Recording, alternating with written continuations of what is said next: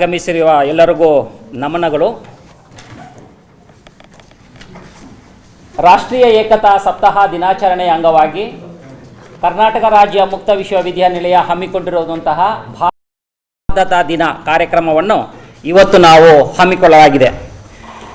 S we commemorate nationality unity week, Karnataka State Open University is honored to organized Language Harmony Day, a poignant tribute to the spirit of Sardar Vallabhbhai Patel, the Iron Man of India, whose tireless work forged the nation into a unified entity. ಈ ಕಾರ್ಯಕ್ರಮದ ಮೊದಲನೇದಾಗಿ prayer song. ಈ ಕಾರ್ಯಕ್ರಮವನ್ನು Shivashankara DS ನಿರೂಪಿಸಬೇಕು.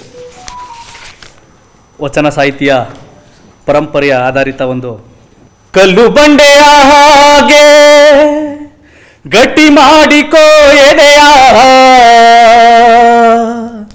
ಆ ಕಲ್ಲೇ ಕೊನೆಗೊಮ್ಮೆ ಮೂರ್ತಿಯಾಗುವುದು ಗೆಳೆಯ, ಆ ಕಲ್ಲೇ ಕೊನೆಗೊಮ್ಮೆ ಮೂರ್ತಿಯಾಗುವುದು ಗೆಳೆಯ.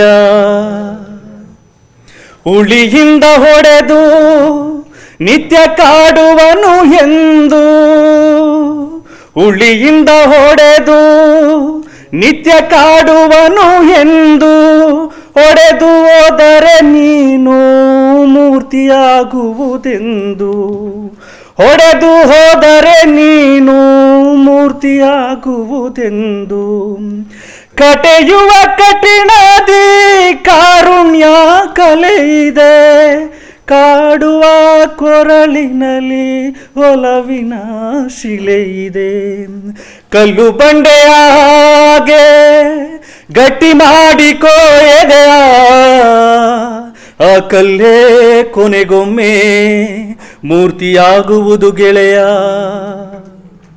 ಫಲ ಕೊಡುವ ಗಿಡಕ್ಕೆ ತಾನೇ ಕಲ್ಲು ಹೊಡೆದು ನೋಡುವರು, ಫಲ ಕೊಡುವ ಗಿಡಕ್ಕೆ ತಾನೇ ಕಲ್ಲು ಹೊಡೆದು ನೋಡುವರು. ಬಲ ನೀಡೋ ಭೂಮಿಗೇನೆ ಹಿಂಸೆ ಮಾಡಿ ಕಾಡುವರು, ಬಲ ನೀಡೋ ಭೂಮಿಗೇನೆ ಹಿಂಸೆ ಮಾಡಿ ಕಾಡುವರು.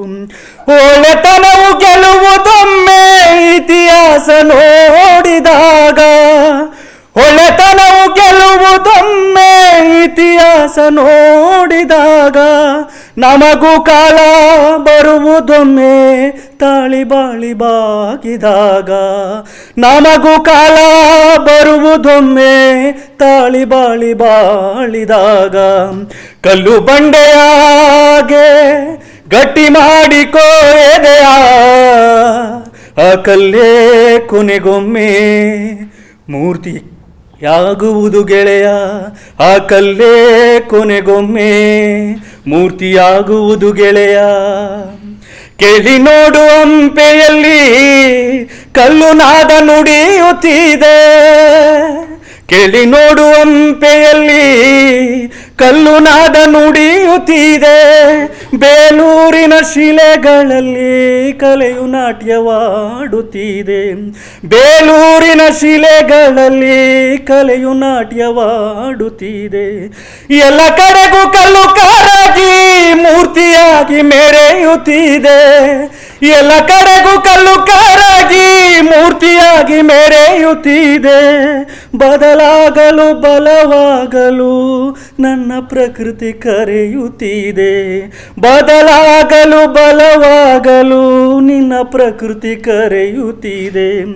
ಕಲ್ಲು ಬಂಡೆಯಾಗೆ ಗಟ್ಟಿ ಮಾಡಿಕೋ ಎದೆಯ, ಆ ಕಲ್ಲೇ ಕೊನೆಗೊಮ್ಮೆ ಮೂರ್ತಿಯಾಗುವುದು ಗೆಳೆಯ, ಆ ಕಲ್ಲೇ ಕೊನೆಗೊಮ್ಮೆ ಮೂರ್ತಿಯಾಗುವುದು ಗೆಳೆಯ. DS ಶಿವಶಂಕರ್ ಅವರಿಗೆ ಧನ್ಯವಾದಗಳು.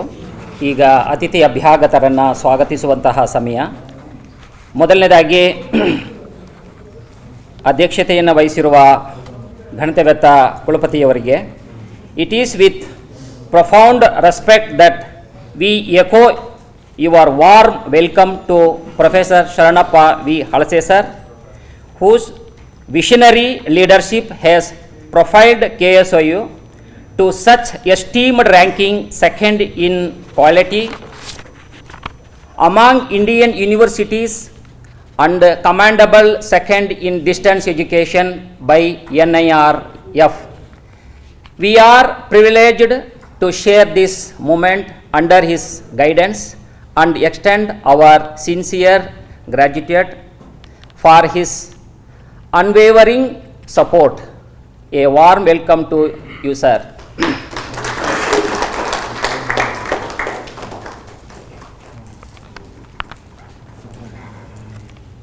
It is pleasure to introduce to you Professor Pradyumna Kumar Sethi, a true embodiment of academic excellence rooted in the rich soil of Odisha, born and raised in the vibrant state of Odisha.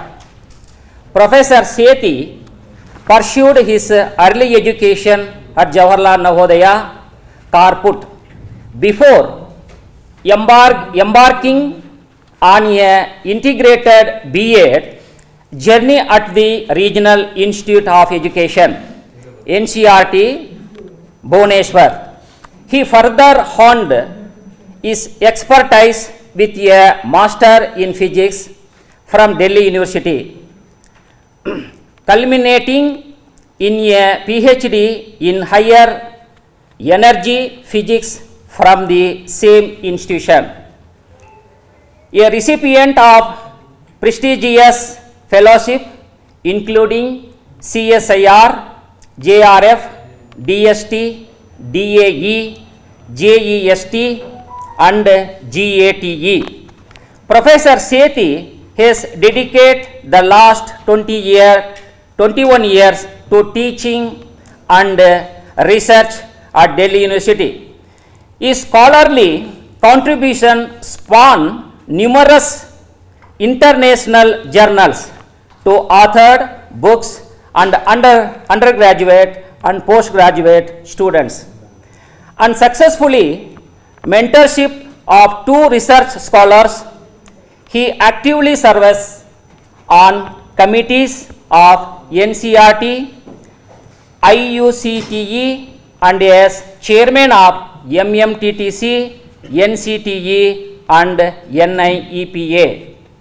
Please join me in welcoming Professor Sethi, whose work continues to illuminate the frontiers of physics and education. Hearty welcome you, sir.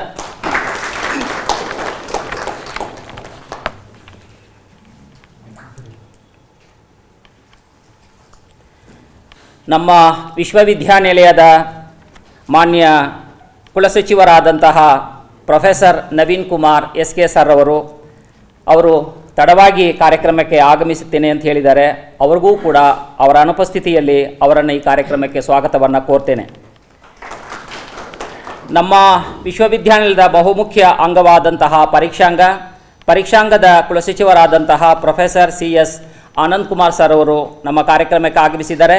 ಅವರನ್ನು ಕೂಡ ಹೃತ್ಪೂರ್ವಕವಾದಂಥ ಸ್ವಾಗತವನ್ನು ಕೋರ್ತೇನೆ. ಈ ಕಾರ್ಯಕ್ರಮದ ರೂವಾರಿ ಮತ್ತು ಈ ಕಾರ್ಯಕ್ರಮ ಅಚ್ಚುಕಟ್ಟಾಗಿ ಮೂಡಿ ಬರುವುದಕ್ಕೆ ನಮ್ಮ ವಿಶ್ವವಿದ್ಯಾನಿಲಯದ ಡೀನ್ ಶೈಕ್ಷಣಿಕರವರಾದಂತಹ professor M Ramanatham Naidu sir ಅವರನ್ನು ಕೂಡ ಈ ಕಾರ್ಯಕ್ರಮಕ್ಕೆ ಹೃತ್ಪೂರ್ವಕವಾದಂತಹ ಸ್ವಾಗತವನ್ನು ಕೋರ್ತೇನೆ. ನಮ್ಮ ಹಣಕಾಸು ವಿಭಾಗದ ಅಧಿಕಾರಿಗಳಾದಂತಹ ಪ್ರೊಫೆಸರ್ ನಿರಂಜನ್ ರಾಜ್ ಸರ್ ಅವರನ್ನು ಕೂಡ ಈ ಕಾರ್ಯಕ್ರಮಕ್ಕೆ ಅನುಪಸ್ಥಿತಿಯಲ್ಲಿ ಸ್ವಾಗತವನ್ನು ಕೋರ್ತೇನೆ. ನಮ್ಮ ವಿಭಾಗದ ಅಧಿಕಾರಿಗಳಾಗಿರ್ತಕ್ಕಂತಹ ಡಾಕ್ಟರ್ NR ಚಂದ್ರೇಗೌಡರು ಹಿತೈಷಿಗಳು ಈ ಕಾರ್ಯಕ್ರಮದಲ್ಲಿ ಆಗಮಿಸಿದ್ದಾರೆ. ಅವ್ರನ್ನೂ ಕೂಡ ಕಾರ್ಯಕ್ರಮಕ್ಕೆ ಹೃತ್ಪೂರ್ವಕವಾಗಿ ಸ್ವಾಗತವನ್ನು ಕೋರ್ತೇನೆ. ನಮ್ಮ ಕರ್ನಾಟಕ ರಾಜ್ಯ ಮುಕ್ತ ವಿಶ್ವವಿದ್ಯಾನಿಲಯದ ಹಲವು ಕಾರ್ಯಕ್ರಮಗಳನ್ನು ದಶದಿಕ್ಕುಗಳಲ್ಲಿ ಪಸರಿಸುವಂತಹ ಗುರುತರ ಜವಾಬ್ದಾರಿಯನ್ನು ನಿರ್ವಹಿಸುತ್ತಾ ಪ್ರೀತಿಪೂರ್ವಕವಾಗಿ ನಮ್ಮ ವಿಶ್ವವಿದ್ಯಾನಿಲಯಕ್ಕೆ ಆಗಮಿಸುತ್ತಿರುವಂತಹ ಪತ್ರಿಕಾ ರಂಗದ ಮಿತ್ರರಿಗೆ ಮತ್ತು ಅಧ್ಯಾಪಕೇತರರಿಗೆ ಮತ್ತು ಎಲ್ಲ ನಮ್ಮ ತಾರಾಮೂವಿ ಕುಟುಂಬಕ್ಕೆ ಈ ಕಾರ್ಯಕ್ರಮಕ್ಕೆ ಹೃತ್ಪೂರ್ವಕವಾದಂತಹ ಸ್ವಾಗತವನ್ನು ಕೋರ್ತೇನೆ. ಈಗ ಕಾರ್ಯಕ್ರಮದ ಪ್ರಾಸ್ತಾವಿಕ introductory speech professor M Ramanatham Naidu.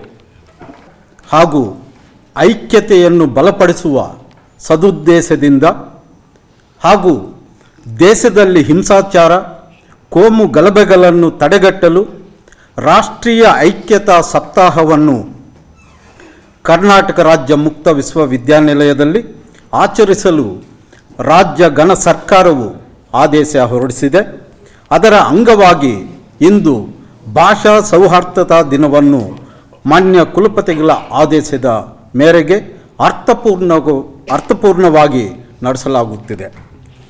ಭಾರತದ ವಿವಿಧ ಪ್ರದೇಶಗಳ ಭಾಷಾ ಪರಂಪರೆಯನ್ನು ಮತ್ತೊಂದು ಪ್ರದೇಶದ ಜನತೆಗೆ ತಿಳಿಸುವ ಸಂಬಂಧ ವಿಶೇಷ ಸಾಹಿತ್ಯಿಕ ಸಮಾರಂಭ ಮತ್ತು ಕವಿ ಸಮ್ಮೇಳನಗಳನ್ನು ಆಚರಿಸುವ ಮೂಲಕ ಭಾಷಾ ಸೌಹಾರ್ದತೆಯನ್ನು ಬಲಪಡಿಸಬಹುದು ಹಾಗೂ ಕಾಪಾಡಬಹುದೆಂಬುದು ಕರ್ನಾಟಕ ರಾಜ್ಯ ಮುಕ್ತ ವಿಶ್ವವಿದ್ಯಾನಿಲಯದಲ್ಲಿ ಕವಿ ಸಮ್ಮೇಳನವನ್ನು ನಡೆಸಲಾಗುತ್ತಿದೆ. ರಾಜ್ಯದ ಸರಿಹದ್ದು ಪ್ರಾಂತ್ಯಗಳಲ್ಲಿ ಈ ಭಾಷಾ ಸೌಹಾರ್ದತೆಯನ್ನು ಕಾಪಾಡಬೇಕೆಂದು ಮುಖ್ಯವಾಗಿ ಬೆಂಗಳೂರಿನಲ್ಲಿ ನಮ್ಮ ನಗರ ಅದು ಈ ರಾಜ್ಯದ ಕೇಂದ್ರ ಸ್ಥಾನ ಆಗಿರೋದರಿಂದ ಆ ಬೆಂಗಳೂರು ನಗರದಲ್ಲಿ ಭಾಷಾ ಸೌಹಾರ್ದತೆಯನ್ನು ಕಾಪಾಡಬೇಕೆಂದು ಕರ್ನಾಟಕ ರಾಜ್ಯ ಮುಕ್ತ ವಿಶ್ವವಿದ್ಯಾನಿಲಯದಲ್ಲಿ ಈ ಭಾಷಾ ಸೌಹಾರ್ದತಾ ದಿನವನ್ನು ಆಚರಿಸಲಾಗುತ್ತಿದೆ. ನಮ್ಮ ವಿಶ್ವವಿದ್ಯಾನಿಲಯದಲ್ಲಿ ವಿವಿಧ ಭಾಷಾ ತಜ್ಞರು, ಕವಿ ಪಂಡಿತರು ಇದ್ದಾರೆ. ಅವರಿಂದ ಕವಿ ಸಮ್ಮೇಳನವನ್ನು ಆಯೋಜಿಸಲಾಗಿದೆ. ಒಬ್ಬೊಬ್ಬರಿಗೆ 2 ನಿಮಿಷ ಮಾತ್ರ ನೀಡಲಾಗಿದೆ ಮಾನ್ಯ ಕುಲಪತಿಗಳ ಆದೇಶದ ಮೇರೆಗೆ. ಸಮಯದ ಅಭಾವ ಇರುವುದರಿಂದ ನಾನು ಈ ಸಂಕ್ಷಿಪ್ತವಾಗಿ ಕಾರ್ಯಕ್ರಮದ ಬಗ್ಗೆ ತಿಳಿಸ್ಕೊಡ್ತಾ ಇದ್ದೀನಿ. ಈ ಅವಕಾಶ ನೀಡಿದ್ದಕ್ಕೆ ತಮಗೆಲ್ಲರಿಗೂ ಧನ್ಯವಾದ ತಿಳಿಸ್ತೀನಿ. ನಮಸ್ಕಾರ. ಓಪನಿಂಗ್ ಅಡ್ರೆಸ್ಸನ್ನು ಬಹಳ ಸಂಕ್ಷಿಪ್ತವಾಗಿ ಪ್ರೀತಿಪೂರ್ವಕವಾಗಿ ಮಾಡಿಕೊಟ್ಟಂತಹ ನಮ್ಮ ಡೀನ್ರವರಿಗೆ ಧನ್ಯವಾದಗಳು. ಈಗ ಕಾರ್ಯಕ್ರಮದ ಮುಖ್ಯವಾದಂತಹ ಘಟ್ಟ ಉದ್ಘಾಟನೆ. ವೇದಿಕೆ ಮೇಲಿರುವ ಎಲ್ಲ ಗಣ್ಯರು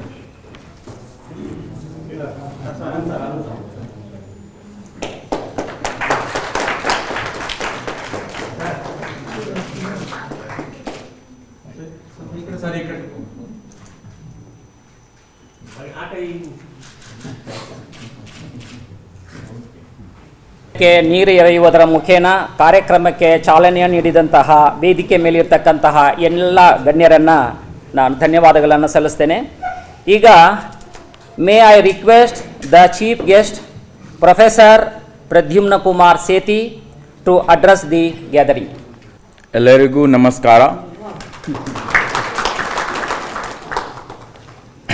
आप सभी को हार्दिक शुभकामनाएं और सुप्रभात. Esteemed dignitaries on the dais, Honorable Vice Chancellor Sir, Professor Saranapavi Halase Sir, Dean Professor M. Ramnatham Naidu Sir, and other professors and esteemed dignitaries invited to grace this occasion, and a very good morning to one and all present here. I am happy to learn that KSOU has been observing National Unity Week, paying a great tribute to the great son of the soil, Sri Sardar Vallabhbhai Patel ji. And this program has been conducted under the name like Language Harmony Day or Language Harmony Program to unite and to pay our respect to the contributions of the great leader Sri Sardar Vallabhbhai Patel ji. And I was wondering, as I was very generously introduced as a person who has been educated in physics, and I am from a different state, having a different mother tongue. My mother tongue is Odia, very similar to Kannada. So then I was wondering that am I an appropriate person to be a part of this program? My humble background, my mother tongue, a different language of this country, and recently serving in a place like Karnataka and particularly Mysore, which is really blessed to have a very nice weather and the people around as well. Then for the last 21 years, my service in Delhi University, which is a Hindi belt. Although Delhi is considered to be a cosmopolitan city, but majorly it is being spoken in Hindi only. So then I could find myself fit to this program because of all this background that I carry with me. Born in Odisha from a different language, studied in a multilingual, multicultural organization where I was exposed to all the 8 sister states of Northeast. Then I got an opportunity to serve in a city like Delhi, where I got to serve or to cater to the needs of the students from different parts of the country. And now I am here in Karnataka to learn a new language, this Kannada. As we all know, language we understand very casually as a mode of or an entity which has been used to just disseminate our information or disseminate what we think of or our thoughts, ideas, opinions. But it's not limited to that. Language is not merely a tool for that communication, rather it carries within it a culture, a tradition, a history of that society or a civilization. Its sounds are the history of a people and the thread that connects from generation to generation. As I come from a different language, as in India there are more than 160 languages being spoken in different corners of the country. And this is the rich culture and this is the beauty of the country, having the rich diversity in language, and we take pride of it. But sometimes as we have been witnessing the past, because of the NEP's prescription of 3 language formula, there has been some kind of resentments across different parts of the country. But I would like to focus on subtle points on those. When we take pride of our rich cultural as well as language heritage that our ancestors have given us, and our responsibility is to pass on that to the next generation, and language is one of the means to do that.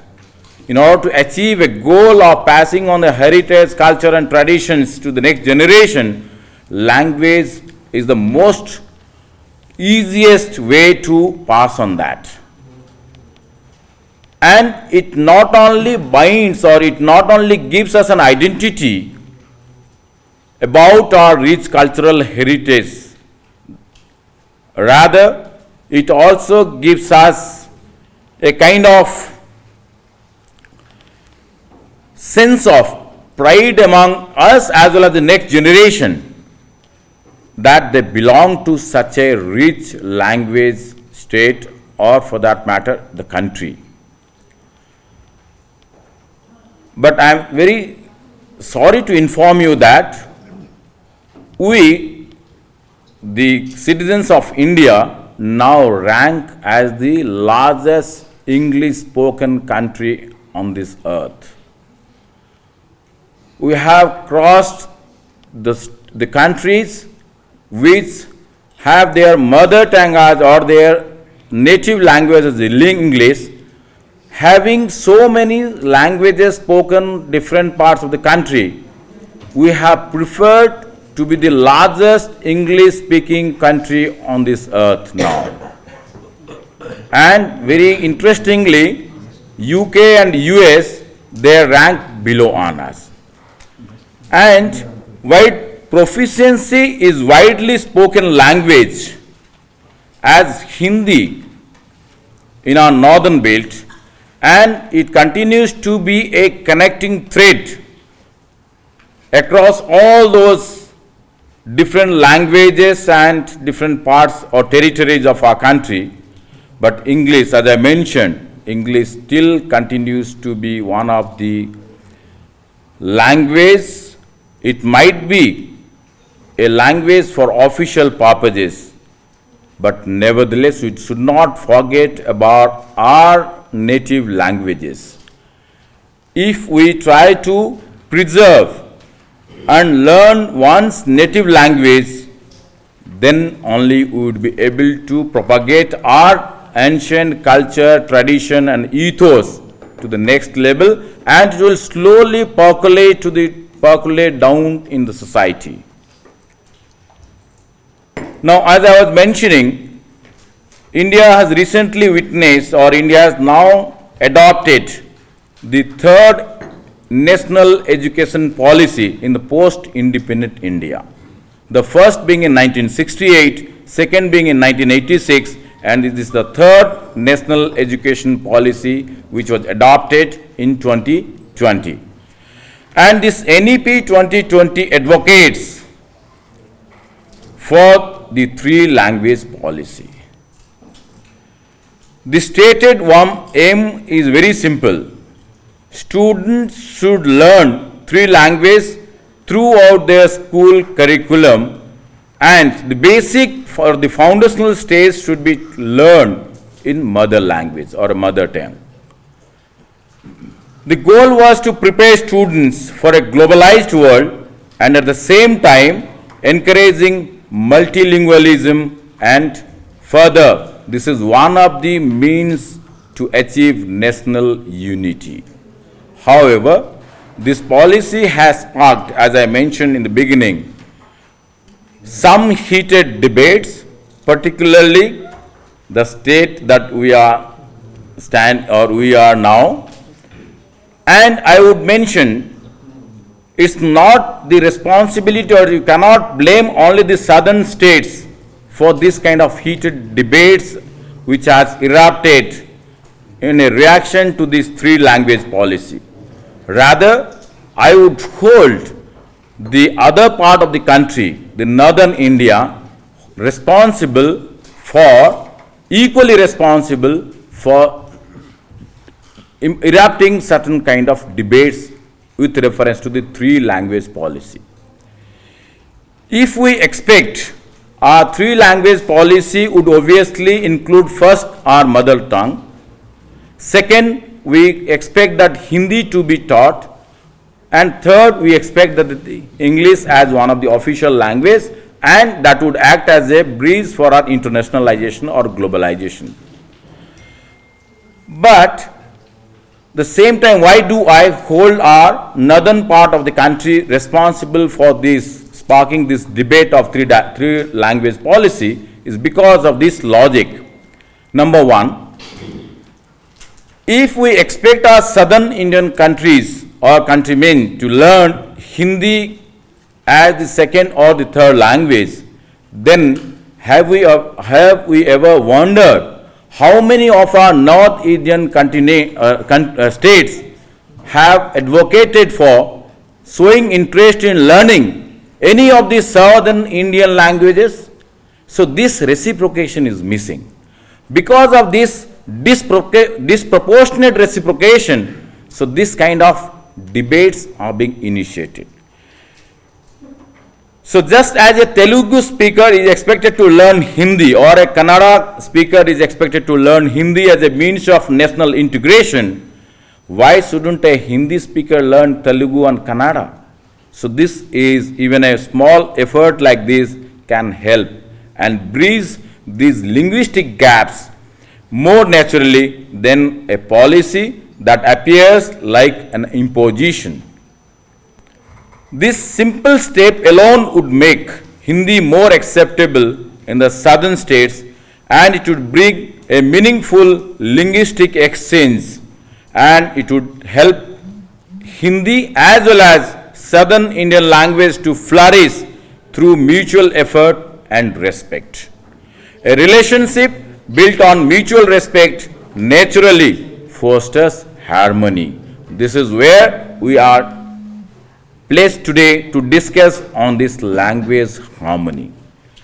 When we talk about harmony, harmony can achieved only when we extend mutual respect for each other, and that too effort, or that too extending cooperation for mutual coexistence. So the harmonious atmosphere that we intend to achieve, that can only be done or be achieved only through a coexistence as well as mutual respect for each other. Translational technology will aid communication, but it cannot replace the essence of human connections and cultural understanding. We have come up recently, AICTE has come up with a translation software package that's called Anuvadini. Through Anuvadini, you won't face much of translational problems like you had witnessed in your Aadhaar card, or for that matter in your voter I card. Like if your name is very particularly like it is, here we say Sujata. So in when you write in Hindi, they may not write tha, they may write tha. So this kind of transliteration problems that we face, so that is because of the more dependence on the technology. And technology can never replace human conscience. And like nowadays it is being talked about AI, artificial intelligence, and people have spoken about it again, as we always get to know about. Whenever a new thing comes in the society, we always try to the negative side of it, and people have already started talking about the negative aspect of the AI. But as the teachers, as a part of the teaching fraternity, we have a greater responsibility to understand the positive aspects of AI and integrate it in our classroom transaction to facilitate teaching learning exercise. And that is where we have to understand. But nevertheless, as I mentioned, AI can never replace the human. That we have to understand, otherwise we might get haywire. So unity grows when all languages are valued rather than when one takes precedence over the others. It's not a matter of supremacy. It's not a matter of which language is better than the other.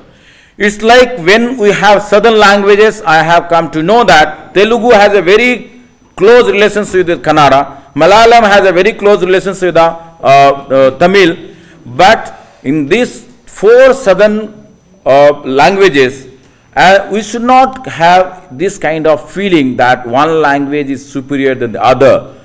Or the Hindi people of the northern belt, so-called the cow belt, should not feel that their language is superior than any other regional language. So this kind of superiority will not help us to coexist and would not help us to go ahead with a mutual respect. The many languages of India should not be viewed as barriers, but as contributors to a shared, enriched cultural and spiritual discourse. The NEP will have to address these issues that almost never a contemporary Indian language enjoyed. It is neither either Sanskrit or more recently an international language like French, Spanish or Mandarin, whatever you can refer to. While we understand the cultural importance of Sanskrit and the contemporary relevance of the Mandarin, how is it that Tamil or Bengali are not even available as optional subjects in schools in North? This is what is I want to hold the other domain of our country responsible for this kind of movements. So the coexistence as well as mutual respect that will lead to equality and that will lead to cultural identity, then all these ingredients collectively would help us to build national integrity. And that's national integrity, as aptly mentioned and you have been celebrating as a National Unity Week, would only be a great tribute. If this kind of behavior we can inculcate among us as well as the next generation of our society, that itself will be a great tribute to the great leader on which memory we are observing this National Unity Week. With these words, I would appeal to each and every member present here as well as in other beyond this room or beyond this hall, let us move towards a future where languages are not competing for survival but coexisting as pathways to wisdom, and where linguistic diversity is not seen as a challenge but an opportunity for richer literature and deeper connections. With these words, I would take this opportunity to thank KSOU as an institution and the Vice Chancellor, sir, for giving me an opportunity to share my ideas and thoughts on the language harmony in order to commemorate this National Unity Week, which has been observed by the KSOU. I am very much thankful to this organization, this great university, which is a NAAC A-graded university, A+ grade university, and second rank in NIRF. So this is a great milestone has been achieved under the able leadership of our Honorable Vice Chancellor, sir, and other Dean, sir, and other administrative functionaries. With these words, I once again thank you all for giving me a patient hearing. Thank you so much.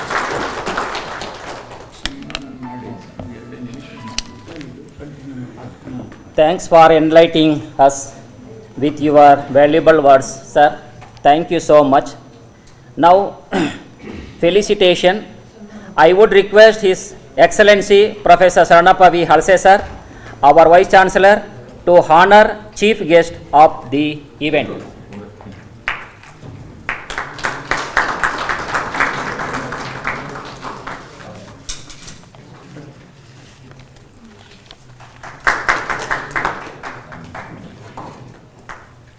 ಈ ಕಾರ್ಯಕ್ರಮಕ್ಕೆ ಆಗಮಿಸಿದ ನನ್ನ ಶಿಷ್ಯ ಪ್ರವೀಣ್ ರವರಿಗೂ ಕೂಡ ಅವರಿಗೆ ಸ್ವಾಗತವನ್ನು ಕೋರ್ತೇನೆ. NI ಕಾಲೇಜಿನ ಕನ್ನಡ ಪ್ರೊಫೆಸರ್.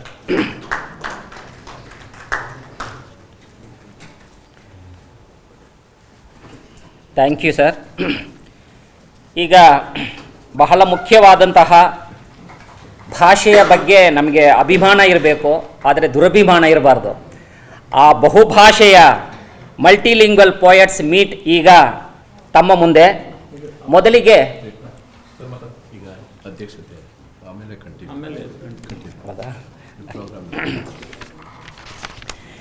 ಈ ಕಾರ್ಯಕ್ರಮದ ಅಧ್ಯಕ್ಷತೆಯನ್ನು ವಹಿಸಿರುವಂತಹ ನಮ್ಮ ವಿಶ್ವವಿದ್ಯಾನಿಲಯದ ಘನತೆವೆತ್ತ ಕುಲಪತಿಗಳಾದ ಪ್ರೊಫೆಸರ್ ಶರಣಪ್ಪ ವಿ ಹಳಸೆ ಸಾರ್ರಿಂದ ಅಧ್ಯಕ್ಷ ಭಾಷಣ.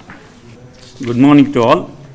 ಕರ್ನಾಟಕ ರಾಜ್ಯ ಮುಕ್ತ ವಿಶ್ವವಿದ್ಯಾಲಯದಲ್ಲಿ ರಾಷ್ಟ್ರೀಯ ಏಕತಾ ಸಪ್ತಾಹ ದಿನಾಚರಣೆ ಅಂಗವಾಗಿ ಭಾಷಾ ಸೌಹಾರ್ದತೆ ದಿನ ಕಾರ್ಯಕ್ರಮಕ್ಕೆ ಮುಖ್ಯ ಅತಿಥಿಗಳಾಗಿ ಬಂದಂತಹ ಪ್ರೊಫೆಸರ್ ಪ್ರದ್ಯುಮ್ನ ಕುಮಾರ್ ಸೇದಿ, ಭೌತಶಾಸ್ತ್ರ ಅಧ್ಯಾಪಕರು ಹಾಗೂ ಪ್ರಿನ್ಸಿಪಾಲರು, ಪ್ರಾದೇಶಿಕ ಶಿಕ್ಷಣ ಸಂಸ್ಥೆ NCERT ಮೈಸೂರು, ಮತ್ತು ಇಲ್ಲಿ ನೆರೆದಂಥ ಡೀನರೇ ಮತ್ತು ರಿಜಿಸ್ಟ್ರಿ ಇವ್ಯಾಲ್ಯೂಯೇಷನ್ ನನ್ನ ಸಹೋದ್ಯೋಗಿ ಮಿತ್ರರೇ, ಎಲ್ಲ ಆತ್ಮೀಯರೇ, ಅಕ್ಕ ತಂಗಿಯರೇ, ಅಣ್ಣ ತಮ್ಮಂದಿರೇ, ಈಗಾಗಲೇ ಪ್ರದ್ಯುಮ್ನ ಅವರು ಹೇಳಿದ್ರು ಭಾಷಾ ಸೌಹಾರ್ದತೆ ಇರಬೇಕು. ಅಂದರೆ ಭಾಷಾ ಸೌಹಾರ್ದತೆಯಲ್ಲಿ ನಮ್ಮ ಭಾಷೆಯ ಮೇಲೂ ನಿಮ್ಮ ಭಾಷೆಯ ಮೇಲೂ ಅಲ್ಲ, ನಮ್ಮ ಭಾಷೆಯನ್ನು ಬೆಳಿಬೇಕಾದ್ರೆ ನಮ್ಮ ಭಾಷೆಯಲ್ಲಿ ಮಾತಾಡಬೇಕು. ನಾವು ಕನ್ನಡಿಗರು ಭಾಳ ಮೃದು ಸ್ವಭಾವದವರು ಅಂತ ಅನಿಸ್ತದೆ. ಯಾಕಂದರೆ ನಾವು ಕನ್ನಡ ಯಾರಾದರೂ ಇಂಗ್ಲೀಷ್ ಮಾತಾಡಿದ್ರೆ ಇಂಗ್ಲೀಷ್ನಲ್ಲಿ ಮಾತಾಡ್ತೇವೆ, ಅವರು ಹಿಂದಿ ಮಾತಾಡಿದ್ರೆ ಹಿಂದಿನಲ್ಲಿ ಮಾತಾಡ್ತೇವೆ, ಕನ್ನಡ ಮತ್ತು ತೆಲುಗುನಲ್ಲಿ ಮಾತಾಡಿದ್ರೆ ತೆಲುಗುನಲ್ಲಿ, ಅಂದರೆ ಕನ್ನಡ ಮತ್ತೆ ಬಿಟ್ಬಿಡ್ತೇವೆ. ಅದು ಆ ಥರ ಆಗಬಾರ್ದು. ನಮ್ಮ ಲ್ಯಾಂಗ್ವೇಜ್ಗೂ ರೆಸ್ಪೆಕ್ಟ್ ಕೊಡಬೇಕು, ಎಲ್ಲ ಲ್ಯಾಂಗ್ವೇಜ್ ಬೆಳಿಬೇಕು, ಆದರೆ ನಮ್ಮ ಮದರ್ ಟಂಗಿಗೂ ಬೆಳೆಸಬೇಕು ಅಂತ ನನ್ನ ಆಸೆ. ಯಾಕಂದರೆ ನಾವು ನಮ್ಮ ಕನ್ನಡದಲ್ಲಿ ಮಾತಾಡಲಿಲ್ಲ ಅಂದರೆ ಬೇರೆಯವ್ರು ಯಾರೂ ಆಡೋಂಗಿಲ್ಲ. ಅದರ ಸಲುವಾಗಿ ಕನ್ನಡಿಗರು ಮೊದಲು ಕನ್ನಡ ಅವರವರ ಲ್ಯಾಂಗ್ವೇಜಲ್ಲಿ ಆಡಲಿ. ಅವರೆಲ್ಲ ಬೇರೆ ಲ್ಯಾಂಗ್ವೇಜಕ್ಕೆ ನಮಗೆ ಏನು ಇದು ಇಲ್ಲ, ಅಂದರೆ ನಾವು ಕೆಟ್ಟದನ್ನು ಬಯಸಬಾರ್ದು. ಎಲ್ಲ ಲ್ಯಾಂಗ್ವೇಜನ್ನು ಬೆಳಿಬೇಕು, ಬಟ್ ನಮ್ಮ ಲ್ಯಾಂಗ್ವೇಜಕ್ಕೆ ಬೆಳೆಸಲಿಕ್ಕೆ ನಾವು ಪ್ರಯತ್ನ ಮಾಡಬೇಕಾಗ್ತದೆ. ಇದು ಸೌಹಾರ್ದತೆ, ಭಾಷಾ ಸೌಹಾರ್ದತೆ ಅಂದ್ರೇನು ಭಾಷೆಗಳಲ್ಲಿ ಮೇಲು ಕೀಳು ಇಲ್ಲ. ಆ್ಯಕ್ಚುಲಿ ಯಾವುದೇ ಭಾಷೆಗಳ ನಾವು ಕಮ್ಯುನಿಕೇಷನ್ ಸಲುವಾಗಿ ಯೂಸ್ ಮಾಡ್ತೇವೆ ಅಷ್ಟೇ ಅಲ್ಲ. ಅವ್ರೇನು ಹೇಳಿದ್ರು, ಕಮ್ಯುನಿಕೇಷನ್ ಸಲುವಾಗಿ ಅಷ್ಟೇ ಅಲ್ಲ, ನಮ್ಮ ಕಲ್ಚರ್ ತೋರಿಸ್ಕೊಡ್ತದೆ, ನಮ್ಮ ಏನು ಸಂಸ್ಕೃತಿ ತೋರಿಸ್ಕೊಡ್ತದೆ. ಭಾಷೆಯಲ್ಲಿ ಅನೇಕ ವಿಚಾರಗಳನ್ನು ನಮ್ಮ ಪ್ರಾದೇಶಿಕವಾಗಿ ಏನು ನಡೀತಾ ಇದೆ ಅದನ್ನು ನಾವು ತೋರಿಸ್ಕೊಡ್ತೇವೆ ನಮ್ಮ ಲ್ಯಾಂಗ್ವೇಜ್ನಲ್ಲಿ ಅಂತ ಇಲ್ಲಿ ಹೇಳ್ತಾ ಇದ್ರು ಅವರು. ಹೀಗಾಗಿ ನಮ್ಮ ಏನು ಭಾಷಾ ಸೌಹಾರ್ದತೆಯಲ್ಲಿ ನಾವು ನಮ್ಮ ಭಾಷೆಗೆ ರೆಸ್ಪೆಕ್ಟ್ ಕೊಡಬೇಕು, ನಮ್ಮ ಭಾಷೆಯಲ್ಲಿ ಮಾತಾಡಬೇಕು. ಅದ್ರ ಜೊತೆಗೆ ಬೇರೆ ಭಾಷೆಯನ್ನು ನಿಂದನೆ ಮಾಡಬಾರ್ದು ಅಂತ ಇಲ್ಲಿ ಭಾಷಾ ಸೌಹಾರ್ದತೆ ದಿನಾಚರಣೆ ರೀಸನ್ ಏನು, ಈಗ ನಾವು ಆ್ಯಕ್ಚುಲಿ ಅವ್ರಿಗೆ ಕರೆಸಿದ್ದಂದ್ರೆ ಒಡಿಸ್ಸಾದವರು, ಅವರು ಓಡಿ ಭಾಷೆ ಆಡ್ತಾರೆ, ಇಂಗ್ಲೀಷ ಆಡ್ತಾರೆ. ಈಗ ಅವ್ರಿಗೆ ಕರೆದಿದ್ದು ನಮ್ಮ ಈ ಸೂಕ್ತ ಅನ್ನಿಸ್ತದೆ. ಯಾಕಂದರೆ ನಾವು ಕನ್ನಡದವರು ಆ ಒಡಿಸ್ಸಾ, ಈಗ ಕನ್ನಡಿಗರೇ ಕರೆದ್ರೆ ಅದು ಮತ್ತೆ ಸೌಹಾರ್ದತೆ ಆಗಂಗಿಲ್ಲ ಅಂತ ಅನಿಸ್ತದೆ ನನಗೆ. ಬೇರೆ ಲ್ಯಾಂಗ್ವೇಜ್ ಅವ್ರಿಗೆ ಕರೆದಿದ್ದಕ್ಕೆ ನಮ್ಗೆ ಸೌಹಾರ್ದತೆ ಅಂತ ಅನಿಸ್ತದೆ. ಹೀಗಾಗಿ ನಮ್ಮ ಅತಿಥಿಗಳು ಬಂದು ಎಲ್ಲ ಭಾಷೆದ ಬಗ್ಗೆ ಆಗಲಿ ಮತ್ತು ಈಕ್ವಲ್ ಲ್ಯಾಂಗ್ವೇಜ್ಗಳು ಕನ್ನಡ, ಇಂಗ್ಲೀಷ್, ಹಿಂದಿ ನಮ್ಮಲ್ಲಿ ಈಕ್ವಲ್ ಇಂಪಾರ್ಟೆನ್ಸು. ಆ್ಯಕ್ಚುಲಿ ನಮಗೆ ನಾವು ಪ್ರೈಮರಿ ಸ್ಕೂಲ್ನಲ್ಲಿದ್ದಾಗ ಕನ್ನಡ ಫಸ್ಟ್ ಪ್ರಯಾರಿಟಿ ಇತ್ತು, ಇಂಗ್ಲೀಷು ಅಂದು ಹಿಂದಿ ಇತ್ತು. ಈಗಲೂ ಹಾಗೇ ಇದೆ ನಮ್ಮ ಕರ್ನಾಟಕದಲ್ಲಿ ಅನ್ನಿಸ್ತದೆ ನನಗೆ. ಹೀಗಾಗಿ ಎಲ್ಲ 3 language we are learning sir, all throughout state. ಇದೇ ಥರ ನಾವು ನಮ್ಮ ಭಾಷೆಗೆ ಮಹತ್ವವನ್ನು ಕೊಟ್ಟು ಮತ್ತು ಬೇರೆ ಭಾಷೆಗಳನ್ನು ರೆಸ್ಪೆಕ್ಟ್ ಕೊಟ್ಟು ನಾವೆಲ್ಲ ಬೆಳೆಸ್ಬೇಕಂತ ಹೇಳ್ತಾ ನನ್ನ 2 ಮಾತು ಮುಗಿಸ್ತೀನಿ. ಜೈ ಹಿಂದ್, ಜೈ ಕನ್ನಡ. ನಿಜವಾದ ಸೌಹಾರ್ದತೆ ಈ ಕಾರ್ಯಕ್ರಮ ಮುಂದೆ ನಡೆಯುತ್ತೆ. ಆದ್ದರಿಂದ ಆ ನಿಟ್ಟಿನಲ್ಲಿ ಬಹಳ ಅರ್ಥಗರ್ಭಿತವಾದಂತಹ ಮಾತುಗಳನ್ನಾಡಿದ ನಮ್ಮ ಗಣತವ್ಯತ ಕುಲಪತಿಯವರಿಗೆ ಧನ್ಯವಾದಗಳು. ಕವನದ ಶೀರ್ಷಿಕೆ ಬರಿ ನುಡಿಯಲ್ಲ. ಕನ್ನಡವೆಂದರೆ ಬರಿ ನುಡಿಯಲ್ಲ, ಕನ್ನಡ ಜನತೆಯ ಭಾವಸೆಲೆ. ಕನ್ನಡವೆಂದರೆ ಬರಿ ನುಡಿಯಲ್ಲ, ಪುರಾತನ ಕಲಿಕವಿಗಳ ಮೂಲ ನೆಲೆ.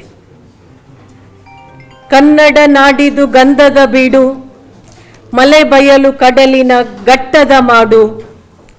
ಕನ್ನಡ ನುಡಿಯಿದು ಸ್ಫಟಿಕದ ಕಾಂತಿ, ದೇವ ದೈವವೇ ಒಲಿದಿಹ ಕೀರ್ತಿ. ನೆರೆಹೊರೆ ಬೆಳಗಿದ ಸೂರ್ಯ ಪ್ರಕಾಶ, ಸರ್ವ ಜನಾಂಗಕ್ಕೆ ಜೀವನ ಆಶಾ. ಕನ್ನಡವೆಂದರೆ ಬರಿ ನುಡಿಯಲ್ಲ, ಕನ್ನಡ ಜನತೆಯ ಭಾವಸೆಲೆ. ಕನ್ನಡ ನಾಡಿನ ನೆಲನಾಡಿಗಳಲ್ಲಿ ಅಗನಾಶಿನಿ ಕಾಳಿ ತುಂಗಾ ಭದ್ರ, ಕೃಷ್ಣ ಕಾವೇರಿ ಘಟಪ್ರಭ ಹರಿದ್ರ, ವೇದಾವತಿ ವರದಾ ನೇತ್ರಾವತಿ, ಭೀಮ ಮಲಪ್ರಭ ಶರಾವತಿ.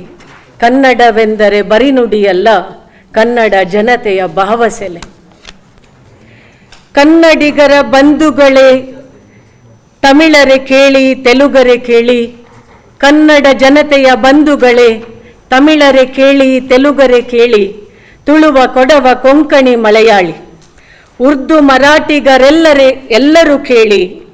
ಹಿಂದಿ, ಇಂಗ್ಲಿಷ್ ಏನೇ ಹೇಳಿ, ಕನ್ನಡವೆಂದರೆ ಬರಿ ನುಡಿಯಲ್ಲ, ಕನ್ನಡ ಜನತೆಯ ಭಾವಸೆಲೆ. ಕನ್ನಡವೆಂದಿಗೂ ಆಗದು ಕಿರಿದು, ಕನ್ನಡ ನಾಡಿದು ಉಳಿಯುವುದು ಅಮರ. ಆಶ್ರಯ ನೀಡಿದ ನಾಡಿದು ನುಡಿಯಿದು ಸರ್ವ ಬದುಕಿನ ಅಜರಾಮರ. ಸರ್ವ ಬದುಕಿಗೆ ಅಜರಾಮರ. ಕನ್ನಡ ನುಡಿಯಿದು. ಕನ್ನಡವೆಂದರೆ ಬರಿ ನುಡಿಯಲ್ಲ, ಕನ್ನಡ ಜನತೆಯ ಭಾವಸೆಲೆ. ಕನ್ನಡವೆಂದರೆ ಬರಿ ನುಡಿಯಲ್ಲ, ಪುರಾತನ ಕಲಿಕವಿಗಳ ಮೂಲ ನೆಲೆ. ನಮಸ್ಕಾರ. ಕನ್ನಡ ಕವಿತೆಯನ್ನು ಬಹಳ ಅರ್ಥಗರ್ಭಿತವಾಗಿ ಉತ್ತಮವಾದಂತಹ ಪದಪುಂಜಗಳಿಂದ ಕಟ್ಟಿ ಕವಿಯಾದಂಥವರು ನಮ್ಮ ಮುಂದೆ ಕನ್ನಡ ಕವಿತೆಗಳನ್ನು ಪ್ರಸ್ತುತಪಡಿಸಿದ್ದಾರೆ. ಪ್ರೊಫೆಸರ್ ಕವಿತಾ ರೈರವರಿಗೆ ತಮ್ಮೆಲ್ಲರ ಪರವಾಗಿ ಧನ್ಯವಾದಗಳು. ನಮ್ಮ ಶೈಕ್ಷಣಿಕ ಡೀನ್ರವರಾದಂತಹ ತೆಲುಗು ಕವಿತೆಯ ಅವರ ಸ್ವರಚಿತ ಕವಿತೆ ಮೋಸ್ಟ್ಲಿ, ಯಾಕಂತಂದರೆ ಕಾವ್ಯವನ್ನು ಪ್ರಸ್ತುತಪಡಿಸುವಂತಹ ಸಿರಿಕಂಠ ಅವರದ್ದಿದೆ. ಯಾಕಂದರೆ ಅಷ್ಟು ಅವರ ತೆಲುಗು ಕವಿತೆಗಳನ್ನು ನಾನು ಕೇಳಿ ಮರಳಾಗಿದ್ದೇನೆ. ಈಗ ಅವರಿಂದ ತೆಲುಗು ಕವಿತೆ ವಾಚನ ಪ್ರೊಫೆಸರ್ ಎಂ ರಾಮನಾಥನ್ ನಾಯ್ಡು. ನಮಸ್ಕಾರ. ಮನೆಯವರು ನಿನ್ನೆ ಕವಿ ಸಮ್ಮೇಳನ ಮಾಡಿಸೋಣ ಅಂತ ಅಂದರು. ಅದಕ್ಕೆ ಖಂಡಿತ ನಮ್ಮೆಲ್ಲ ಪ್ರೊಫೆಸರ್ಸ್ ಇದ್ದಾರೆ, ಕವಿ ಸಮ್ಮೇಳನ ನಡೆಸೋಣ ಅಂತ ಅಂದ್ಕೊಂಡ್ವಿ. ಆದರೆ ನಾನು ಒಂದು ಮಾತು ಕೇಳಿದೆ, ಕವಿತೆ ಓದಬೇಕಾ ಅಂತ ಅಂದರೆ ಬೇಡ ಬೇಡ ಸರ್, ಪದ್ಯ ಓದಿ ಅಂತ. ಅದಕ್ಕೆ ನಾನು ಕವಿತೆಯನ್ನು, ಮೇಡಮ್ಮು ತುಂಬ ಸುಸೂತ್ರವಾಗಿ ಕವಿತೆಯನ್ನು ಪ್ರೆಸೆಂಟ್ ಮಾಡಿದರು. ಅದೇ ರೀತಿ ಕವಿತೆ ಅಂತಂದರೆ ಮಾಮೂಲಿ ಇದಾಗುತ್ತೆ. ಅದಕ್ಕೆ ನಾನು ಒಂದು ಮಹಾಭಾರತದ ಒಂದು ಪದ್ಯ ಹಾಡಬೇಕು ಅಂತ ಅಂದ್ಕೊಂಡೆ. ಈಗ ಮಹಾಭಾರತ ತಮಗೆಲ್ಲರಿಗೂ ಗೊತ್ತಿದೆ.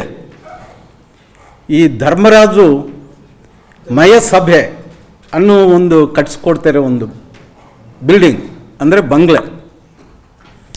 ಮಯಸಭೆ ಅಂದರೆ ಮಾಯಾಸಭೆ. ಅದು ಅಂದರೆ ಇಲ್ಲಿ ಡೋರ್ ಇರುತ್ತೆ ಅಂತಂದರೆ ಇರಲ್ಲ, ಇಲ್ಲೂ ದಾರಿ ಹಾದಿ ಇರುತ್ತೆ ಅಂತ ಇರಲ್ಲ. ಅದಕ್ಕೆ ದುರ್ಯೋಧನ ಬರ್ತಾನೆ, ಅದು ಎಲ್ಲೋ ಕಾಲು ಇಡಕ್ಕೆ ಹೋಗಿ ಬಿದ್ದುಬಿಡ್ತಾನೆ. ಅದಕ್ಕೆ ದ್ರೌಪದಿ ನಗ್ತಾರೆ, ಅವನಿಗೆ ಅವಮಾನ ಆಗುತ್ತೆ. ಅವಮಾನ ಆದಾಗ ಅದು ಮೈಂಡಲ್ಲಿ ಇಟ್ಕೊಳ್ತಾನೆ. ಮಾಯಾ ಜೂದದಲ್ಲಿ ಈ ಪಾಂಡವರನ್ನು ಸೋಲಿಸ್ತಾನೆ. ಈ ಧರ್ಮರಾಯ ಅಂತೀವಿ, ಧರ್ಮರಾಯ ಏನು ಮಾಡ್ತಾನೆ, ದ್ರೌಪದಿನೂ ಇಟ್ಟು ಸೋತ್ಬಿಡ್ತಾನೆ. ಅದಕ್ಕೆ ಈಗ ದುರ್ಯೋಧನ ತಮ್ಮ ದುಶ್ಯಾಸನ ಅವನಿಗೆ ಹೇಳಿಬಿಟ್ಟು ಈ ಸಭೆಗೆ ಆ ದ್ರೌಪದಿನ ಕರ್ಕೊಂಡು ಬನ್ನಿ ಅಂತ, ಎಳ್ಕೊಂಡು ಬನ್ನಿ ಅಂತ ಡೈರೆಕ್ಷನ್ ಕೊಡ್ತಾನೆ. ಆವಾಗ ದ್ರೌಪದಿಯನ್ನು ಎಳ್ಕೊಂಡು ಬರ್ತಾನೆ ದುಶ್ಯಾಸನ. ಪಾಂಡವರೆಲ್ಲ 5 ಜನ ಕೂತಿರ್ತಾರೆ. ಕುರುವೃದ್ಧರು ಭೀಷ್ಮ, ದ್ರೋಣಾಚಾರ್ಯ, ಕೃಪಾಚಾರ್ಯ ಎಲ್ಲರೂ ಕೂತಿರ್ತಾರೆ. ಆದರೂ ಯಾರೂ ಮಾತಾಡಲ್ಲ, ಮೌನವಾಗಿರ್ತಾರೆ. ಆವಾಗ ಭೀಮಸೇನ ತಡೆಯೋಕ್ಕಾಗಲಿಲ್ಲ ಅವನಿಗೆ. ಅದು ನಮ್ಮ ಮಹಾಭಾರತದಲ್ಲಿ ವೀರರಸ ಅಂತೀವಿ. ಭೀಮಸೇನ ಎದ್ದು ಅವನ ಕೋಪ ರೋಷ ಅಲ್ಲಿ ತೋರಿಸ್ತಾನೆ ಆ ಪದ್ಯದಲ್ಲಿ.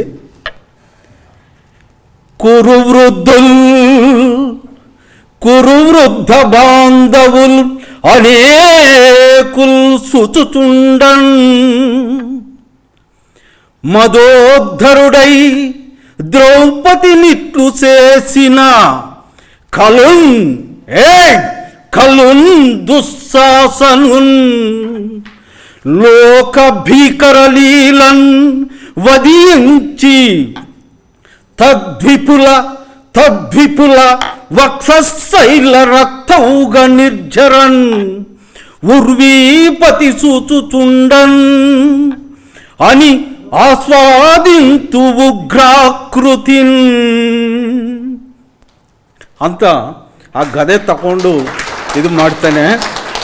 ಅಂದರೆ ಈ ಪದ್ಯ ನಿಮ್ಗೆ ಅರ್ಥ ಆಗಿರಬೇಕು. ವಕ್ಷಸ್ಥೈಲ ಅಂದರೆ ಈ ಎದೆಯನ್ನು ಗುದ್ದಿ ಅವನ ರಕ್ತ ಎಲ್ಲಿ ಉರ್ವಿಪತಿ ಅಂದರೆ ರಾಜು, ಆ ರಾಜನ ಮುಂದೆ ಅದು ಅನಿನ್ ಅಂತ ಯುದ್ಧ ಭೂಮಿಯಲ್ಲಿ ನಿನ್ನ ವಕ್ಷಸ್ಥೈಲ ಗುದ್ದಿ ನಾನು ನಿನ್ನನ್ನು ಸಾಯಿಸ್ತೀನಿ ಅಂತ. ಅದೇ ರೀತಿ ದ್ರೌಪದಿ ಎಲ್ಲೋ ಇದ್ದಾಗ ಅವ್ರಿಗೂ ಯಾವನೋ ಒಬ್ಬ ಮತ್ತೆ ಹಿಡ್ಕೊಂಡೋಗಿ ಹೋಗ್ತಾನೆ. ಅದಕ್ಕೆ ದುರ್ವಾರೋದ್ಯಮ ಬಾಹುವಿಕ್ರಮ ರಸಾಸ್ತೋಕ ಪ್ರತಾಪ ಸ್ಫುರದ್ಗರ್ವಾಂದ ಪ್ರತಿವೀರ ನಿರ್ಮತುಲ್ ವಿದ್ಯಾಪಾರಗುಲ್ ಲೇವುರಿಪುಡು ನೀನು ತೋರ್ಲೀಲನ್ ಅಂತ ಆ ದ್ರೌಪದಿನೂ ಇದೇ ರೀತಿ ಪದಗಳನ್ನು ಪ್ರತಿಜ್ಞೆ ಮಾಡುತ್ತೆ. ಈ ರೀತಿ ನಮಗೆ ಒಂದು ಪದ್ಯ ಓದೋಕ್ಕೆ ಅವಕಾಶ ಕೊಟ್ಟಿದ್ದಕ್ಕೆ ತಮಗೆಲ್ಲರಿಗೂ ಧನ್ಯವಾದ ತಿಳಿಸ್ತಾ ನಮಸ್ಕಾರ.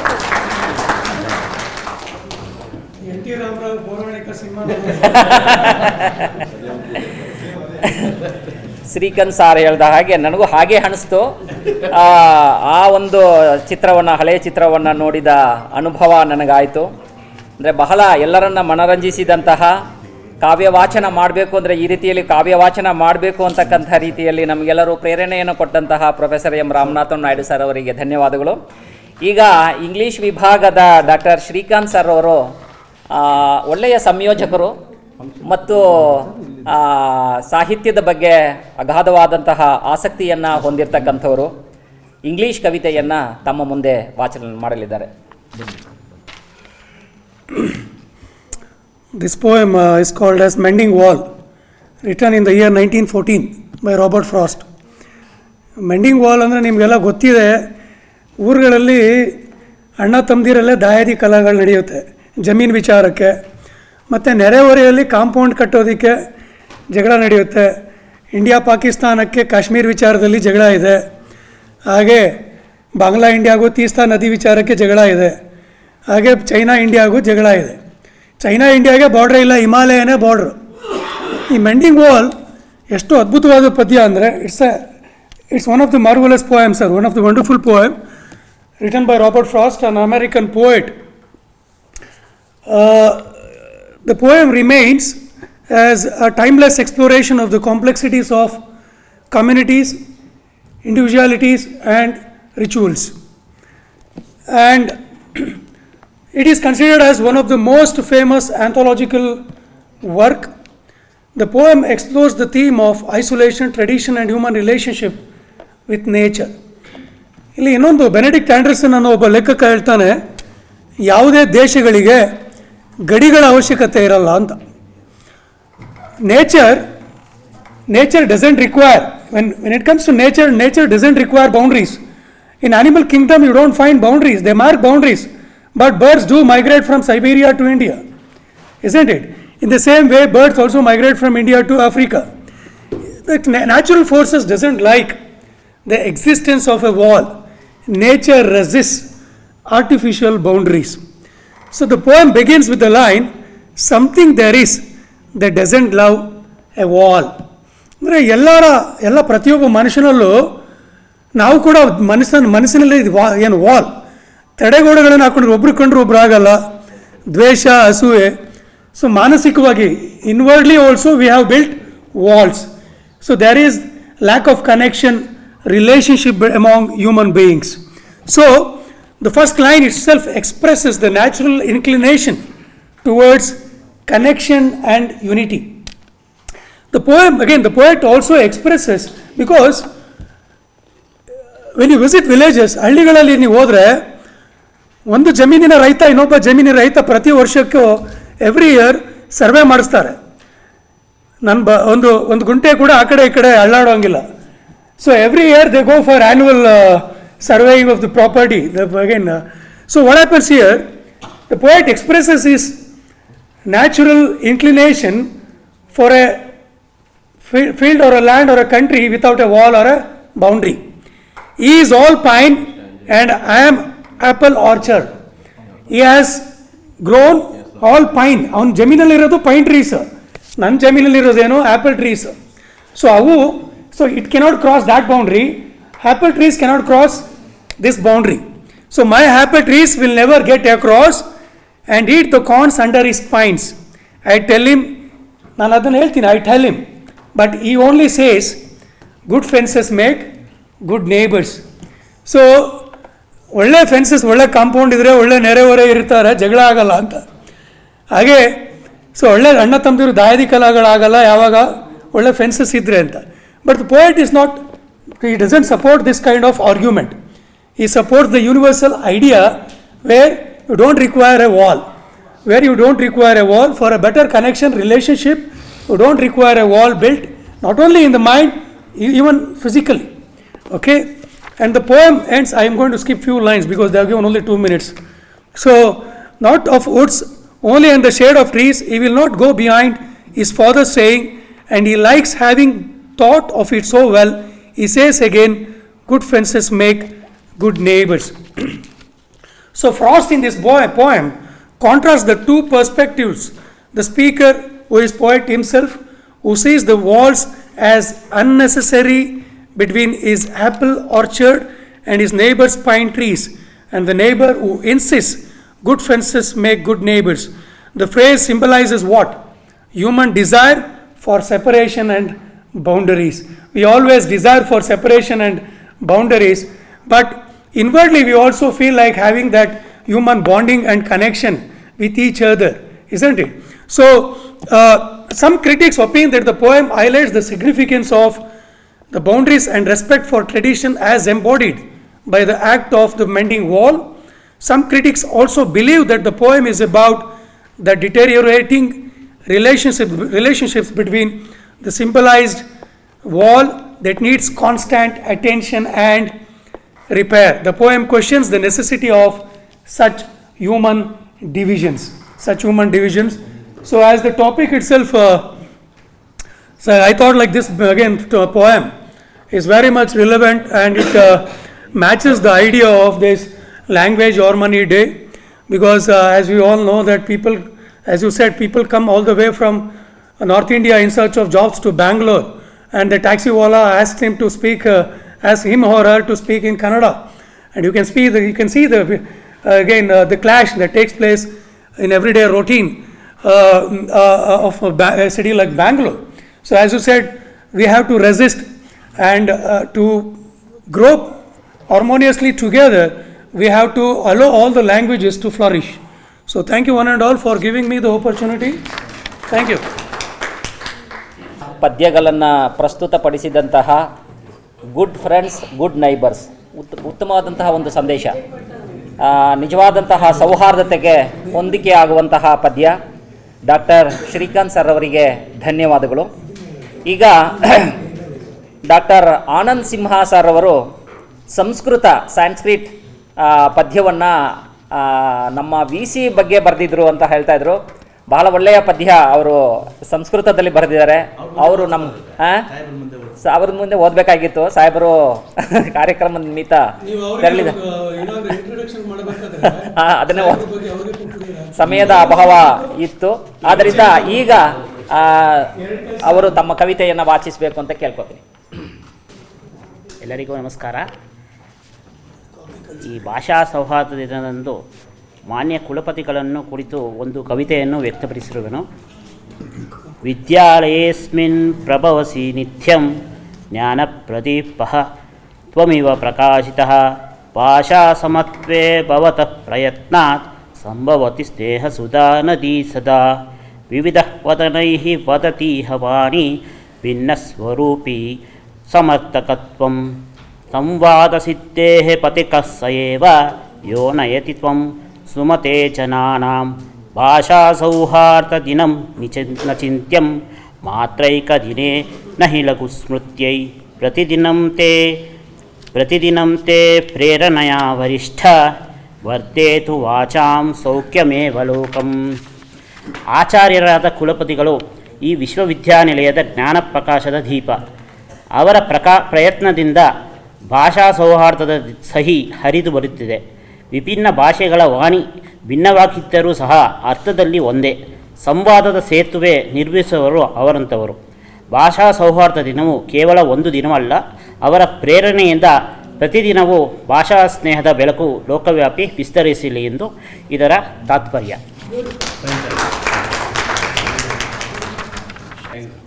ಮೆನಿ ಲ್ಯಾಂಗ್ವೇಜಸ್ ಒನ್ ಎಮೋಷನ್ ಅಂತ ಹೇಳ್ತೀವಿ. ನಿಜವಾಗ್ಲೂ ಬೇರೆ ಭಾಷೆ ಇದ್ದರೂ ಕೂಡ ಭಾವ ನಮಗೆ ಅರ್ಥ ಆಗುತ್ತೆ.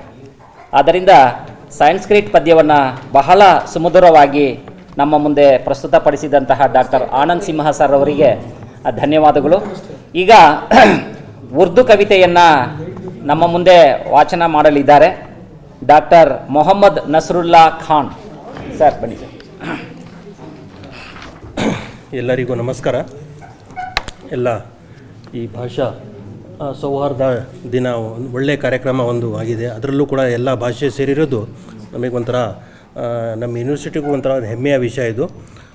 ನಾನು ಉರ್ದು ಕವಿತೆಯ ಬಗ್ಗೆ ಕೆಲವೊಂದು ಮಾತು ತಮ್ಮ ಮುಂದೆ ಇಡಬೇಕಂತ ಇದ್ದೀನಿ. ಜನರಲ್ಲಿ ಪೋಯೆಟ್ರಿ ಅಥವಾ ಶಾಯರಿ ಎಂದಿದ ತಕ್ಷಣ ಅದು ಶಾಯರಿ, ಈವನ್ ಕನ್ನಡದಲ್ಲಿ ಪದ ಶಾಯರಿ ಬಳಸ್ತಾರೆ. ಶಾಯರಿದಲ್ಲಿ ಪರ್ಟಿಕ್ಯುಲರ್ಲಿ ಶಾಯರಿ ಎಂದಿದ ತಕ್ಷಣ ಗಜಲ್ ಕಡೆ ಹೋಗ್ತೀವಿ. ಯಾಕಂದರೆ ಗಜಲ್ ಮಹತ್ವ ಆ ಥರ ಇದೆ. ಒಂದು ಯಾವ ಥರ ವರ್ಣನೆ ಒಂದು ಪೋಯೆಟ್ ಮಾಡ್ತಾರಂದರೆ, ಕೈಸೆ ಸುಕೂನ್ ಪಾऊं ತುಜೆ ದೇಖ್ನೆ ಕೆ ಬಾದ್, ಕೈಸೆ ಸುಕೂನ್ ಪಾऊं ತುಜೆ ದೇಖ್ನೆ ಕೆ ಬಾದ್. ಇದು ಒಂದು ನಮ್ಮ ಮುಷಾಯರದು, ಅದೊಂದು ಕಲ್ಚರ್ ಅದು. ಕೈಸೆ ಸುಕೂನ್ ಪಾऊं ತುಜೆ ದೇಖ್ನೆ ಕೆ ಬಾದ್, ಅಬ್ ಕ್ಯಾ ಗಜಲ್ ಸುನಾऊं ತುಜೆ ದೇಖ್ನೆ ಕೆ ಬಾದ್. ಈಗ ಮುಂದೆ ನೋಡಿದ ತಕ್ಷಣ ಮತ್ತೇನು ಗಜಲ್ ಏನು ಹೇಳಬೇಕು, ಆ ಥರ ಸುಂದರವಾಗಿದೆ ಅಂತ ಒಂಥರ ವರ್ಣನೆ ಇದೆ. ಕಾಬೆ ಕಾ ಎಹ್ತರಾಮ್ ತೋ ಮೇರಿ ನಜರ್ ಮೇ ಹೇ, ತಲೆ ಯಾವ ಕಡೆ ಬಗ್ಸ್ಬೇಕು, ಕಾಬಾ. ಕಾಬೆ ಕಾ ಎಹ್ತರಾಮ್ ತೋ ಮೇರಿ ನಜರ್ ಮೇ ಹೇ, ಸರ್ ಕಿಸ್ ತರಫ್ ಝುಕಾऊं ತುಜೆ ದೇಖ್ನೆ ಕೆ ಬಾದ್. ನಾನು ಯಾವ ಕಡೆ ತಲೆ ಬಗ್ಸ್ಬೇಕು ಗೊತ್ತಾಗ್ತಿಲ್ಲ. ಯಾಕಂದರೆ ಕಾಬಾ ಕಡೆ ತಲೆ ಬಗ್ಸ್ಬೇಕದು ನ್ಯಾಚುರಲ್ ಅದು. ಆದರೆ ನೀನು ಇಷ್ಟು ಸುಂದರವಾಗಿದೆಯಾ, ಈಗ ನನಗೂ ಕೂಡ ಕನ್ಫ್ಯೂಸ್ ಆಗ್ತಾಯಿದೆ ತಲೆ ಯಾವ ಕಡೆ ಬಗ್ಸ್ಬೇಕಂತ. ಆ ಥರ ಒಂದು ವರ್ಣನೆ ಈ ಥರ ಇದೆ. ನಮ್ಮಲ್ಲಿ ಒಂದು ಗುಲ್ಬರ್ಗ ಒಂದು ಪೋಯೆಟು ನಮ್ಮ VC ಸಾಹೇಬ್ರ ಇದರಲ್ಲಿ ಒಂದು ಸುಲೇಮಾನ್ ಖತೀಬ್ ಅಂತ ಒಂದು ಹಳೆ ಪೋಯೆಟ್ ಇದ್ದರು. ಅವರು ಒಂದು ನ್ಯಾಚುರಲಿ ದಕ್ಕನಿ, ಈ ನಮ್ಮಲ್ಲಿ ಏನು ಸೌತ್ ಇಂಡಿಯಾದಲ್ಲಿ ನಾವು ಏನು ಭಾಷೆ ಮಾತಾಡ್ತೀವಿ ಉರ್ದು, ಅದಕ್ಕೂ Dakhani means old form of Urdu. ಇವತ್ತು ಕೂಡ ಅದೇ ಶೈಲಿ ಅದು. ನಾರ್ತ್ ಇಂಡಿಯನ್ ಉರ್ದುಗೂ ಸೌತ್ ಇಂಡಿಯನ್ ಉರ್ದುಗೂ ಡಿಫ್ರೆಂಟ್ ಇದೆ. ಅವರು ಒಂದು ಹೇಳ್ತಾರೆ, ಗಿರ್ತಿ ದೀವಾರ್ ಝಡ್ತಾ ಚೂನಾ ಹೇ, ಭಾಳ ತೆಳ್ಳಗಿದ್ದ ಅಂತ ಬಂದು ಅವರಿಗೆ ಯಾವ ಥರ ಒಂದು ಗಿರ್ತಿ ದೀವಾರ್ ಝಡ್ತಾ ಚೂನಾ ಹೇ ಜೈಸೆ ಸೂಖಾ ಹುವಾ ಪುದೀನಾ ಹೇ. ಈ ಯಾವ ಥರ ತೆಳ್ಳಗಿದ್ದ ಅಂತ ಹೇಳಿದ್ರೆ, ಗಿರ್ತಿ ದೀವಾರ್ ಒಂದು ಗೋಡೆ ಬಿಡಂಗೆ ಆಗ್ತಾ ಇದೆ, ಆ ಥರ ಇದೆಯಾ, ಈ ಸುಣ್ಣ ಹೊಡೆದಿದ ಮೇಲೆ ಆ ಸುಣ್ಣ ಬಿಡುತ್ತಲ್ಲ ಹಳೇದಾಗಿ, ಆ ಥರ ಆಗಿದೆಯಾ. ಅದಕ್ಕೆ ಯಾವ ಥರ ಇವರು ವರ್ಣನೆ ಮಾಡ್ತಾರೆ ಅಂದರೆ, ಗಿರ್ತಿ ದೀವಾರ್ ಝಡ್ತಾ ಚೂನಾ ಹೇ ಜೈಸೆ ಸೂಖಾ ಹುವಾ ಪುದೀನಾ ಹೇ, ಈ ಥರ ಅದರ ಒಂಥರ ಇದು ಮಾಡ್ತಾರೆ. ಕೆಲವೊಂದು ಇದು ಮಾತ್ರ ಒಂದು ಪೋಯಿಟ್ ಬಗ್ಗೆ ಹೇಳ್ತೀನಿ. ದಿಲ್ ಮೇ ಏಕ್ ಲಹರ್ ಸಿ ಉಠಿ ಹೈ ಅಭಿ, ಕೋಯಿ ತಾಜಾ ಹವಾ ಚಲಿ ಹೈ ಅಭಿ, कुछ तो नाजुक मिजाज हैं हम भी और ये चोट भी नहीं है अभी, शोर बरपा है खानाए दिल में कोई दीवार सी गिरी है अभी, भरी दुनिया में जी नहीं लगता जाने किस चीज़ की कमी है अभी, तू शरीक सुखन नहीं है तो क्या हम सुखन तेरी खामोशी है अभी.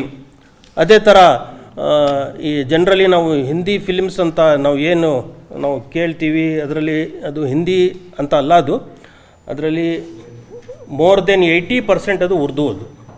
ಅದು ಸ್ಕ್ರಿಪ್ಟೇ ಆಗಿರಲಿ, ಡೈಲಾಗೇ ಆಗಿರಲಿ, ಸಾಂಗ್ಸೇ ಆಗಿರಲಿ, ಮ್ಯಾಕ್ಸಿಮಮ್ ಈವನ್ ಟೈಟಲ್ಸ್ ಕೂಡ ಅದು ಉರ್ದುನೇ ಅದು.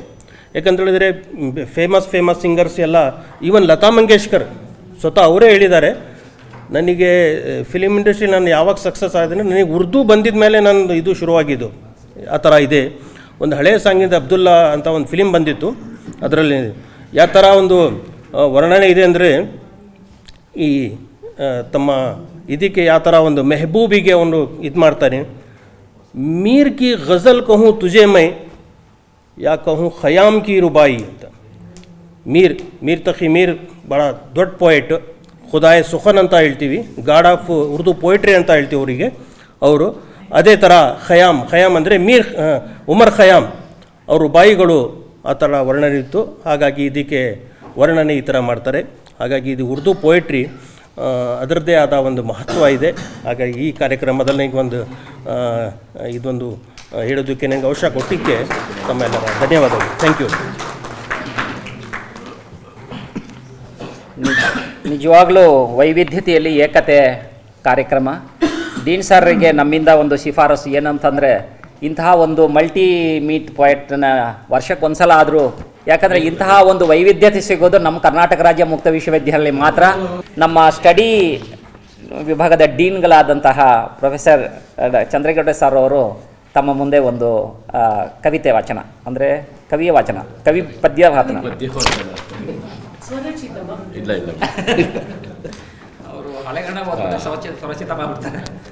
ಎಲ್ಲರಿಗೂ ನಮಸ್ಕಾರಗಳು. ಈ ದಿನ ನಮ್ಮ ಕರ್ನಾಟಕ ರಾಜ್ಯ ಮುಕ್ತ ವಿಶ್ವವಿದ್ಯಾನಿಲಯದಲ್ಲಿ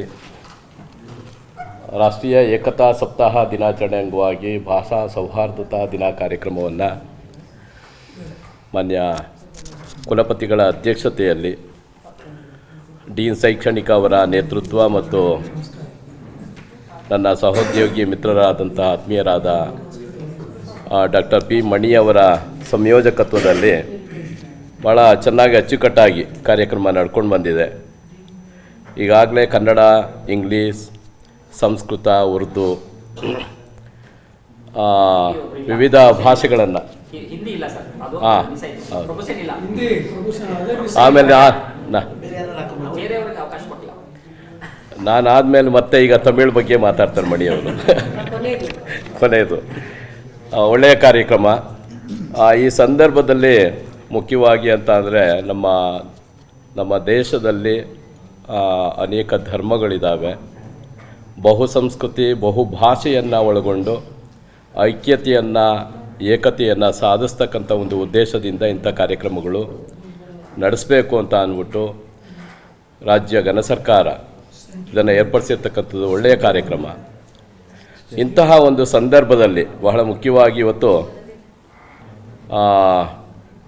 ಒಳ್ಳೆಯ ಕಾರ್ಯಕ್ರಮದಲ್ಲಿ KS ನರಸಿಂಹಸ್ವಾಮಿಯವರ ಒಂದು ಪದ್ಯ ಮನೆಯಿಂದ ಮನೆಗೆ, ಆ ಪದ್ಯದ ಕೊನೆಯ ಸ್ಟ್ಯಾಂಜ ಮಾತ್ರ ನಾನು ಹೇಳ್ತೇನೆ. ಕೊನೆಯ ಸ್ಟ್ಯಾಂಜವನ್ನು ನನಗೆ ನೆನಪು ಬರ್ತಕ್ಕಂಥ ಹಿನ್ನೆಲೆಯಲ್ಲಿ, ಮನೆಯಿಂದ ಮನೆಗೆ ಅಂತ ಅಂದರೆ ಒಂದು ಬಾಡಿಗೆ ಮನೆಯಲ್ಲಿ ವಾಸ ಮಾಡ್ತಕ್ಕಂತಹ ಜನರ ಬದುಕಿನ ಭಾವನೆಗಳನ್ನು ಬಹಳ ಅರ್ಥಪೂರ್ಣವಾಗಿ ರಚಿಸಿದ್ದಾರೆ KS ನರಸಿಂಹಸ್ವಾಮಿಯವರು.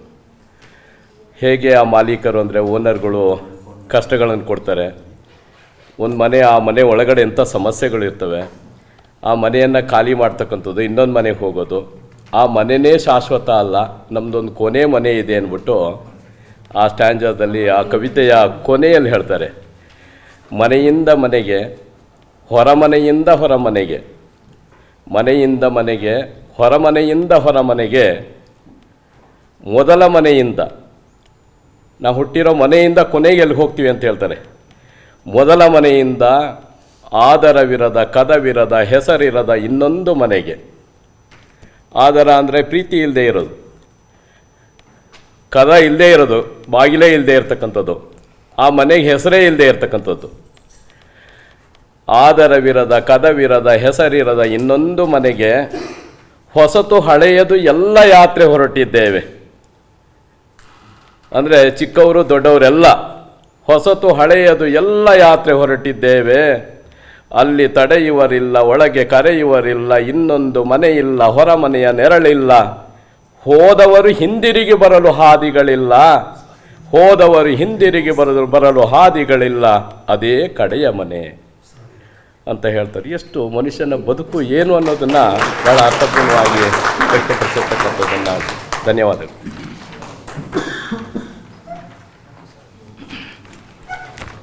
ನಿಜವಾಗಲಿ ಕವಿತೆ ವಾಚನ ಹೇಗೆ ಮಾಡಬೇಕು ಅಂತಕ್ಕಂತಹ ಮಾದರಿಯನ್ನು ತೋರಿಸ್ಕೊಟ್ಟಂತಹ ಡಾಕ್ಟರ್ ಚಂದ್ರೇಗೌಡರ ಸರ್ ಅವರಿಗೆ ಧನ್ಯವಾದಗಳು. ಈಗ ಸರದಿ ನಂದು. ಈಗ DS ಕರ್ಕಿಯವರ ಒಂದು ಪದ್ಯ, ಆ ಪದ್ಯವನ್ನು ತಮಿಳಿಗೆ ಭಾಷಾಂತರ ಮಾಡಿರ್ತಕ್ಕಂತಹ ಪದ್ಯ. ತಮ್ಮ ಮುಂದೆ ಪ್ರಸ್ತುತಿ. DS ಕರ್ಕಿ ಅವರು ಬರೆದ ಕನ್ನಡದ ಹಚ್ಚೇವು ಕನ್ನಡದ ದೀಪ, ಅದನ್ನು ಭಾಷಾಂತರ ಮಾಡಿರೋದು ನಾನು.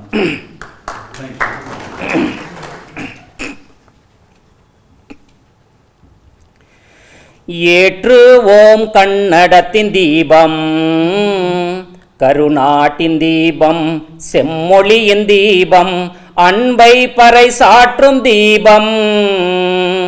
ஏற்று ஓம் கண்ணடத்தின் தீபம், வெகு நாட்களாக மெய் மறந்ததாலே சேர்ந்திருக்கும் அழுக்கை அகற்றுவோம்.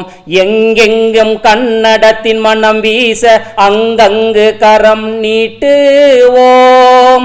நடுநாடே எனினும் எல்லை நாடே எனினும் கன்னடத்தின் கலையை அறுத்தெறிவோம். மறப்பதை மறந்து திறந்தோம் மனதை, பொழிந்தோம் அன்பை பேரெண்ணத்தோடு, நாடி நரம்பெல்லாம் சூடேற்றி பின்னே ஏற்றுவோம் கன்னடத்தின் தீபம். ஏற்றுவோம் கன்னடத்தின் தீபம், கருநாட்டின் தீபம், செம்மொழியின் தீபம், அன்பை பறை சாற்றும் தீபம். ஏற்றுவோம் கன்னடத்தின் தீபம். கற்பனையின் கண்கள் பாயும் வரிகள் தீபங்களின் ஒளியை வீசுவோம். ஏற்றிய தீபத்தில் தாயின் உருவம் அச்சு அழியாமல் காட்டுவோம். உடலுடலின் ஆவேச தீ பொறியை எல்லைக்கு அப்பால் தூற்றுவோம். பரந்திருக்க அன்பு எங்குண்டு அச்சம், நாட்டு பற்றை நீதி பேரென்னமே. வீட்டு வீட்டுக்குள் மனம் மனங்களில் ஏற்றுவோம் கன்னடத்தின் தீபம். ஏற்றுவோம் கன்னடத்தின் தீபம். நம்மவர் பெற்ற நற்பெயரை காக்க எல்லோரும் ஒன்று கூடுவோம். நம்மிதிய துடிப்பின் பேச்சில் தாயை வணங்குவோம். நம் உயிர் வாழும் இந்நாட்டில் மங்கள கீதம் பாடுவோம்.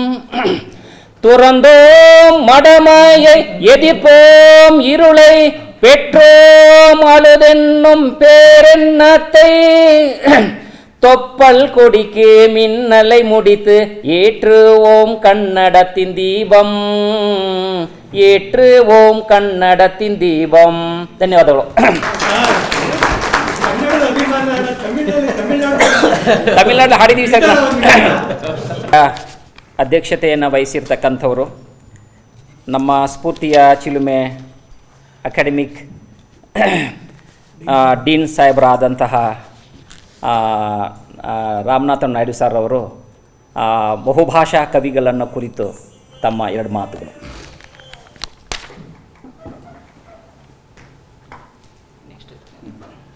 ಕೊನೆಯ ಘಟ್ಟ. ಎಲ್ಲರಿಗೂ ನಮಸ್ಕಾರ. ತುಂಬ ಸಂತೋಷ ಆಯಿತು. ಯಾಕೆಂದರೆ ಮಾನ್ಯ ಕುಲಪತಿಗಳು ಇದ್ದಿದ್ದರೆ ತುಂಬ ಅರ್ಥಪೂರ್ಣವಾಗಿ ಇರೋದು ಅಂತ ಅಂದ್ಕೊಂಡ್ವಿ. ಹಾಂ, ಈಗ ನನಗೆ ಬೆಳಗ್ಗೆಯಿಂದ ನಮ್ಮ ಸತ್ಯನಾರಾಯಣ ಗೌಡರು ಹಿಂಸೆ ಎರಡೆರಡು ಕಾರ್ಯಕ್ರಮ ಇಡಬೇಡಿ ಸರ್ ಈ ರೀತಿ ಅಂತ. ಯಾಕೆಂದರೆ ಬೆಳಗ್ಗೆ ನಮ್ಮದು ಇಟ್ಟವಲ್ಲ, ಪೇಪರ್ನವರೆಲ್ಲ ಇಲ್ಲಿ ಬರ್ತಾರೆ, ಪೇಪರ್ ನಮ್ಮ ಮಾಹಿತಿ ಬಂದುಬಿಡುತ್ತೆ. ಅದಕ್ಕೆ ಅವ್ರಿಗೆ ಆತಂಕ. ಅದಕ್ಕೆ ಪ್ರೆಸ್ನವ್ರನ್ನೆಲ್ಲ ಅವ್ರು ಕರ್ಕೊಂಡು ಹೋದರು. ಈಗ ನಮ್ಮ ಮೇಡಮ್ಮು ಮೊದಲನೇದಾಗಿ ಕವಿತೆಗೆ ಅರ್ಥಪೂರ್ಣವಾಗಿ, ಯಾಕೆಂದರೆ ಕವಿ ಸಮ್ಮೇಳನ ಅಂದರೆ ಕವಿತೆ ಓದಬೇಕು, ಅದಕ್ಕೆ ಪ್ರಾರಂಭ ಮಾಡಿದ್ರು. ತುಂಬ ಸಂತೋಷ ಆಯಿತು. ಹಾಂ, ಅಡಿಗಲ್ಲು. ಆಮೇಲೆ ನಮ್ಮದು ನಮ್ಮ ಶ್ರೀಕಾಂತ್ ಹೇಳ್ದಂಗೆ ಪೌರಾಣಿಕ ಆಯಿತು. ಹಾಂ, ಅದಕ್ಕೆ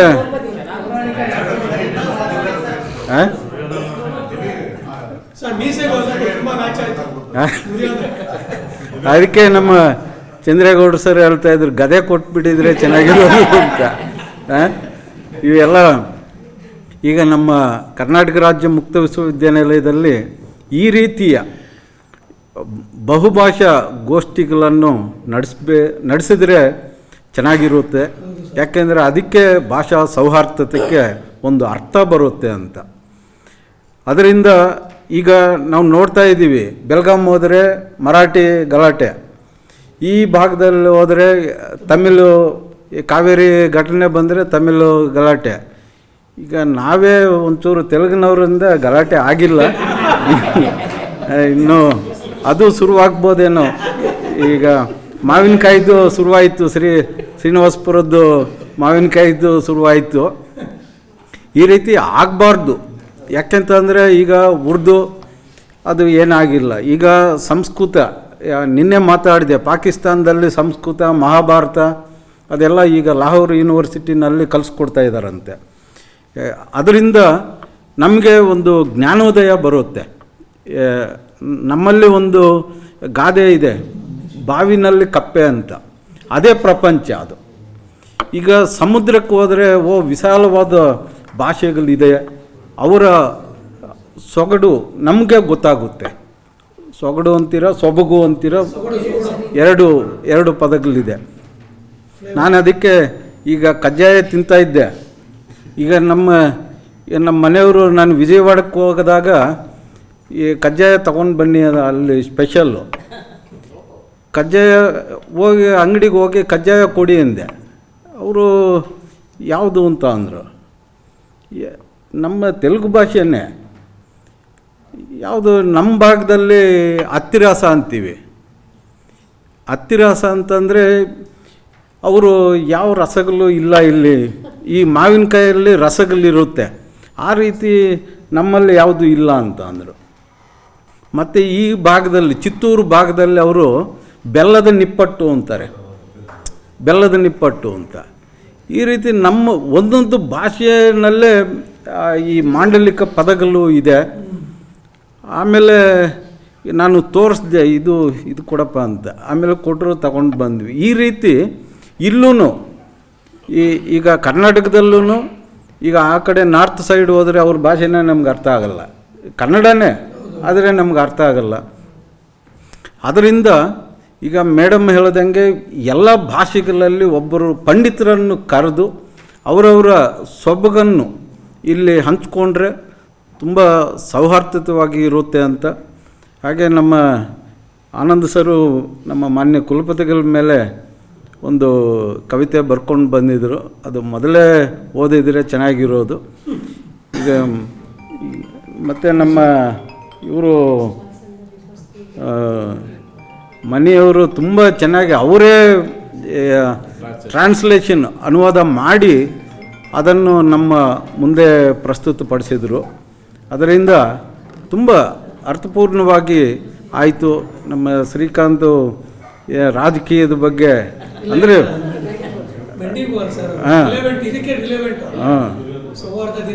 ಅದೇ ಅದು ತುಂಬ ಚೆನ್ನಾಗಿ ಆಯಿತು. ಈಗ ಇಂಥ ಕಾರ್ಯಕ್ರಮಗಳು ಮುಂದೆ ಆಯೋಜನೆ ಮಾಡೋಕ್ಕೆ ಎಲ್ಲ ಸಹಕಾರ ಇದ್ದರೆ ಖಂಡಿತ ಮಾಡೋಣ ಅಂತ ತಿಳಿಸ್ತಾ ಎರಡು ಮಾತುಗಳಿಗೆ ಎಲ್ಲರಿಗೂ ಧನ್ಯವಾದ, ನಮಸ್ಕಾರ. ಬಹುಭಾಷಾ ಕವಿಗೋಷ್ಠಿಗಳನ್ನ ಕುರಿತು ಬಹಳ ಅರ್ಥಗರ್ಭಿತ ಮಾತುಗಳನ್ನು ಆಡಿದ ಮತ್ತು ಕವಿಗಳಿಗೆ ಸ್ಫೂರ್ತಿಯ ಚಿಲುಮೆಯನ್ನು ಉಕ್ಕಿಸಿದಂತಹ ಸರ್ವರಿಗೆ ಸ್ವತಃ ಕವಿಯಾದಂತಹ ಪ್ರೊಫೆಸರ್ ರಾಮನಾಥನ್ ನಾಯ್ಡು ಸರ್ ಅವರಿಗೆ ನಮ್ಮೆಲ್ಲರ ಪರವಾಗಿ ಧನ್ಯವಾದಗಳು. ಈಗ ಕಾರ್ಯಕ್ರಮದ ಕೊನೆಯ ಘಟ್ಟ ವಂದನಾರ್ಪಣೆ ಡಾಕ್ಟರ್ ಅವರೇಕಾಡು ವಿಜಯಕುಮಾರ್ ಅವರಿಂದ. ಆತ್ಮೀಯರೇ, ಎಲ್ಲರಿಗೂ ನಮಸ್ಕಾರ. ಬಹುಶಃ ನಾವು ಕಂಡಂಥ 19-20 ವರ್ಷದ ಕಾರಂಭವಿ ಇತಿಹಾಸದಲ್ಲಿ ಬಹುಭಾಷಾ ಗೋಷ್ಠಿ ಅಂತ ನಡೆದಿರೋದು ಇದೇ ಮೊದಲು ಅಂತ ನಾನು ಭಾವಿಸ್ತೀನಿ. ಯಾಕೆಂದರೆ ನಾವು ಸರಿಸುಮಾರು 19-20 ವರ್ಷದಿಂದ ಈ ವಿಶ್ವವಿದ್ಯಾನಿಲಯದ ಸೇವೆಯಲ್ಲಿದ್ದೇನೆ. ಬಹುಶಃ ಈ ಥರ ವಿವಿಧ ವರ್ಗಗಳ, ವಿವಿಧ ಅಧ್ಯಯನ ವಿಭಾಗಗಳ, ಬೇರೆ ಬೇರೆ ನಮ್ಮ ಕನ್ನಡ ಮತ್ತು ತಮಿಳು, ತೆಲುಗು, ಮಲಯಾಳಂ, ಹಿಂದಿ, ಉರ್ದು, ಇಂಗ್ಲೀಷ್ ಈ ಥರ ವಿಭಾಗಗಳವ್ರನ್ನ ಸೇರಿಸಿ ಒಂದು ಕಡೆ ಒಂದು ಸಾಹಿತ್ಯಾತ್ಮಕವಾದ ಈ ಬಹುಭಾಷಾ ಒಂದು ಗೋಷ್ಠಿ, ಕವಿಗೋಷ್ಠಿ ಆಗಿರ್ಬೋದು ಅಥವಾ ಇನ್ಯಾವುದೇ ಗೋಷ್ಠಿಗಳು ನಡೆದರೆ ಬಹುಶಃ ಇದು ಅದಕ್ಕೆ ಒಂದು ಮೂಲ ಕಾರಣ ಆಗ್ತದೆ. ಇದು ಮೋಸ್ಟ್ಲಿ ಇತಿಹಾಸ ಪುಟಗಳಲ್ಲಿ ದಾಖಲೆ ಆಗ್ತದೆ ಅಂತ ನಾನು ಭಾವಿಸ್ತೇನೆ. ಇಂಥ ಒಂದು ವಿಶೇಷ ಭಾಷಾ ಸೌಹಾರ್ದತೆ ದಿನಕ್ಕೆ ಮೂಲತವಾಗಿ ಇದನ್ನು ನಡೆಸಲೇಬೇಕು, ಘನ ಸರ್ಕಾರದ ಆದೇಶ ಕೂಡ ಇತ್ತು. ಈ ಹಿನ್ನೆಲೆಯಲ್ಲಿ ನಮಗೆ ಇದಕ್ಕೆ ಪೂರಕವಾಗಿ ಸಹಕರಿಸಿದಂಥ ಸನ್ಮಾನ್ಯ ಕುಲಪತಿಯವರಿಗೆ, ಕುಲಸಚಿವರಿಗೆ ನಾನು ವಿಶೇಷವಾದ ಧನ್ಯವಾದಗಳನ್ನು ತಿಳಿಸ್ತೇನೆ. ಅದೇ ರೀತಿ ಹಣಕಾಸು ಅಧಿಕಾರಿಗಳಾಗಿರ್ಬೋದು ಮತ್ತು ಈ ಒಂದು ಈ ಕಾರಣಕ್ಕೆ ನಮಗೆ ಮಾರ್ಗದರ್ಶಕರಾಗಿ ನಿಂತಹ ಡೀನ್ ಶೈಕ್ಷಣಿಕರಾದಂಥ ಪ್ರೊಫೆಸರ್ ರಮನಾಥ ನಾಯ್ಡು ಅವರಾಗಿರ್ಬೋದು, ಅದೇ ರೀತಿ ಡೀನ್ ಅಧ್ಯಯನ ಕೇಂದ್ರದ ಡಾಕ್ಟರ್ ಚಂದ್ರೇಗೌಡರಾಗಿರ್ಬೋದು, ಜೊತೆಗೆ ಈ ಒಂದು ಕಾರ್ಯಕ್ರಮವನ್ನು ಒಂದೆರಡು ದಿನಗಳಲ್ಲಿ ಅತ್ಯದ್ಭುತವಾಗಿ ಅದನ್ನು ಒಂದು ರಚನೆಯನ್ನು ಮಾಡಿದಂಥ ಡಾಕ್ಟರ್ ಪಿ ಮಣಿಯವರಾಗಿರ್ಬೋದು, ಜೊತೆಗೆ ಈ ಒಂದು ಕಾರ್ಯಕ್ರಮ ನಡೆಸಲೇಬೇಕು, ನಿಗದಿತ ಒಂದು ಅವಧಿ ಕೊಟ್ಟಿದ್ರು ಅದರೊಳಗೆ ಮಾಡಲೇಬೇಕು ಅಂತ ಅದಕ್ಕೆ ಶ್ರಮಿಸಿದಂಥ ಹಲವು ವಿಭಾಗಗಳಿದ್ದಾವೆ. ಡೀನ್ ಶೈಕ್ಷಣಿಕ ಆಗಿರ್ಬೋದು, ಹಣಕಾಸು ವಿಭಾಗ ಆಗಿರ್ಬೋದು, ಸಾಮಾನ್ಯ ವಿಭಾಗ ಆಗಿರ್ಬೋದು, ಕುಲಪತಿಗಳ ಶಾಖೆ, ಕುಲಸಚಿವರ ಶಾಖೆ ಎಲ್ಲ ಸಿಬ್ಬಂದಿ ವರ್ಗದವರು ಸಹಕಾರ ಮಾಡಿ ಒಂದು ಕಾರ್ಯಕ್ರಮವನ್ನು ಯಶಸ್ವಿಯಾಗಿದೆ. ಮೇಲಾಗಿ ಇಂಥ ಒಂದು ಉತ್ತಮ ಕಾರ್ಯಕ್ರಮಕ್ಕೆ ಪ್ರೊಫೆಸರ್ ಪ್ರದ್ಯುಮ್ನ ಕುಮಾರ್ ಸೇತಿ ಅವರು ನಮ್ಮ ಪ್ರಾದೇಶಿಕ ಶಿಕ್ಷಣ ಸಂಸ್ಥೆ ಅಲ್ಲಿಂದ ಬಂದಿದ್ದಾರೆ. ಅವರನ್ನು ಕರೆದು ಅವ್ರನ್ನ ಈ ಒಂದು ವಿಶ್ವವಿದ್ಯಾಲಯಕ್ಕೆ ಪರಿಚಯ ಮಾಡಿದಂಥ ಸಂಯೋಜಕರಾದ ಡಾಕ್ಟರ್ ಮಣಿಯವರಿಗೆ ಉತ್ಪೂರ್ವಕವಾದ ಧನ್ಯವಾದಗಳನ್ನ ನಾನು ತಿಳಿಸ್ತೇನೆ. ಯಾಕೆಂದರೆ ಅವರು ನಮ್ಮ ಅಕ್ಕಪಕ್ಕದ ಕ್ಯಾಂಪಸ್ನಲ್ಲೇ ಇರ್ತಾರೆ, ನಮಗೆ ಅವರ ಪರಿಚಯ ಇರೋದಿಲ್ಲ, ನಮಗೆ ಅವ್ರ ಪರಿಚಯ ಇರೋದಿಲ್ಲ, ಅವ್ರ ಪರಿಚಯ ನಮಗೆ ಇರೋದಿಲ್ಲ ಅವ್ರು ಯಾರು ಅಂತ ಉತ್ತಮವಾದ ಮಾತುಗಳನ್ನ ಆಡಿದ್ದಾರೆ. ಇಂಥ ಭಾಷಾ ಸೌಹಾರ್ದತೆ ದಿನ ಅವರು ನುಡಿದಂಥ ಭಾಷೆ ಹಿನ್ನೆಲೆಯಲ್ಲಿ ಮಾತುಗಳು ಭಾಳ ಪ್ರೇರಕವಾಗಿದ್ದಾವೆ ಅಂತ ಹೇಳ್ತೀನಿ. ಅದೇ ರೀತಿ ಈ ಒಂದು ಬಹುಭಾಷಾ ಕವಿಗೋಷ್ಠಿಗೆ ಮೂಲ ಪ್ರೇರಕರಾಗಿ ಸಹಕರಿಸಿದಂಥ ಪ್ರೊಫೆಸರ್ ಕವಿತಾ ರೈ ಅವರು, ಪ್ರೊಫೆಸರ್ ರಮನಾಥಂ ನಾಯ್ಡು ಅವರು, ಡಾಕ್ಟರ್ ಶ್ರೀಕಾಂತ್ ಅವರು, ಡಾಕ್ಟರ್ ಆನಂದ್ ಸಿಂಹ, ಡಾಕ್ಟರ್ ಮೊಹಮ್ಮದ್ ನಸರುಲ್ಲಾ ಖಾನ್ ಅವರು, ಡಾಕ್ಟರ್ ಪಿ ಮಣಿಯವರು ಹಾಗೂ ಡಾಕ್ಟರ್ ಚಂದ್ರೇಗೌಡರು ಕವನವನ್ನು ವಾಚಿಸುವ ಮೂಲಕ ಈ ಒಂದು ಭಾಷಾ ಸೌಹಾರ್ದ ದಿನಕ್ಕೆ ಸಾರ್ಥಕತೆಯನ್ನು ತಂದಿದ್ದಾರೆ. ಅದೇ ರೀತಿ ಇಲ್ಲಿ ಸಹಕರಿಸಿದಂಥ ಎಲ್ಲ ಅಧ್ಯಾಪಕೇತರ ಬಂಧುಗಳಿಗೂ ಎಲ್ಲ ಕಾರ್ಮಿಕ ಸಿಬ್ಬಂದಿ ವರ್ಗದ ಧನ್ಯವಾದಗಳನ್ನು ತಿಳಿಸ್ತೇನೆ. ನಮಸ್ಕಾರ.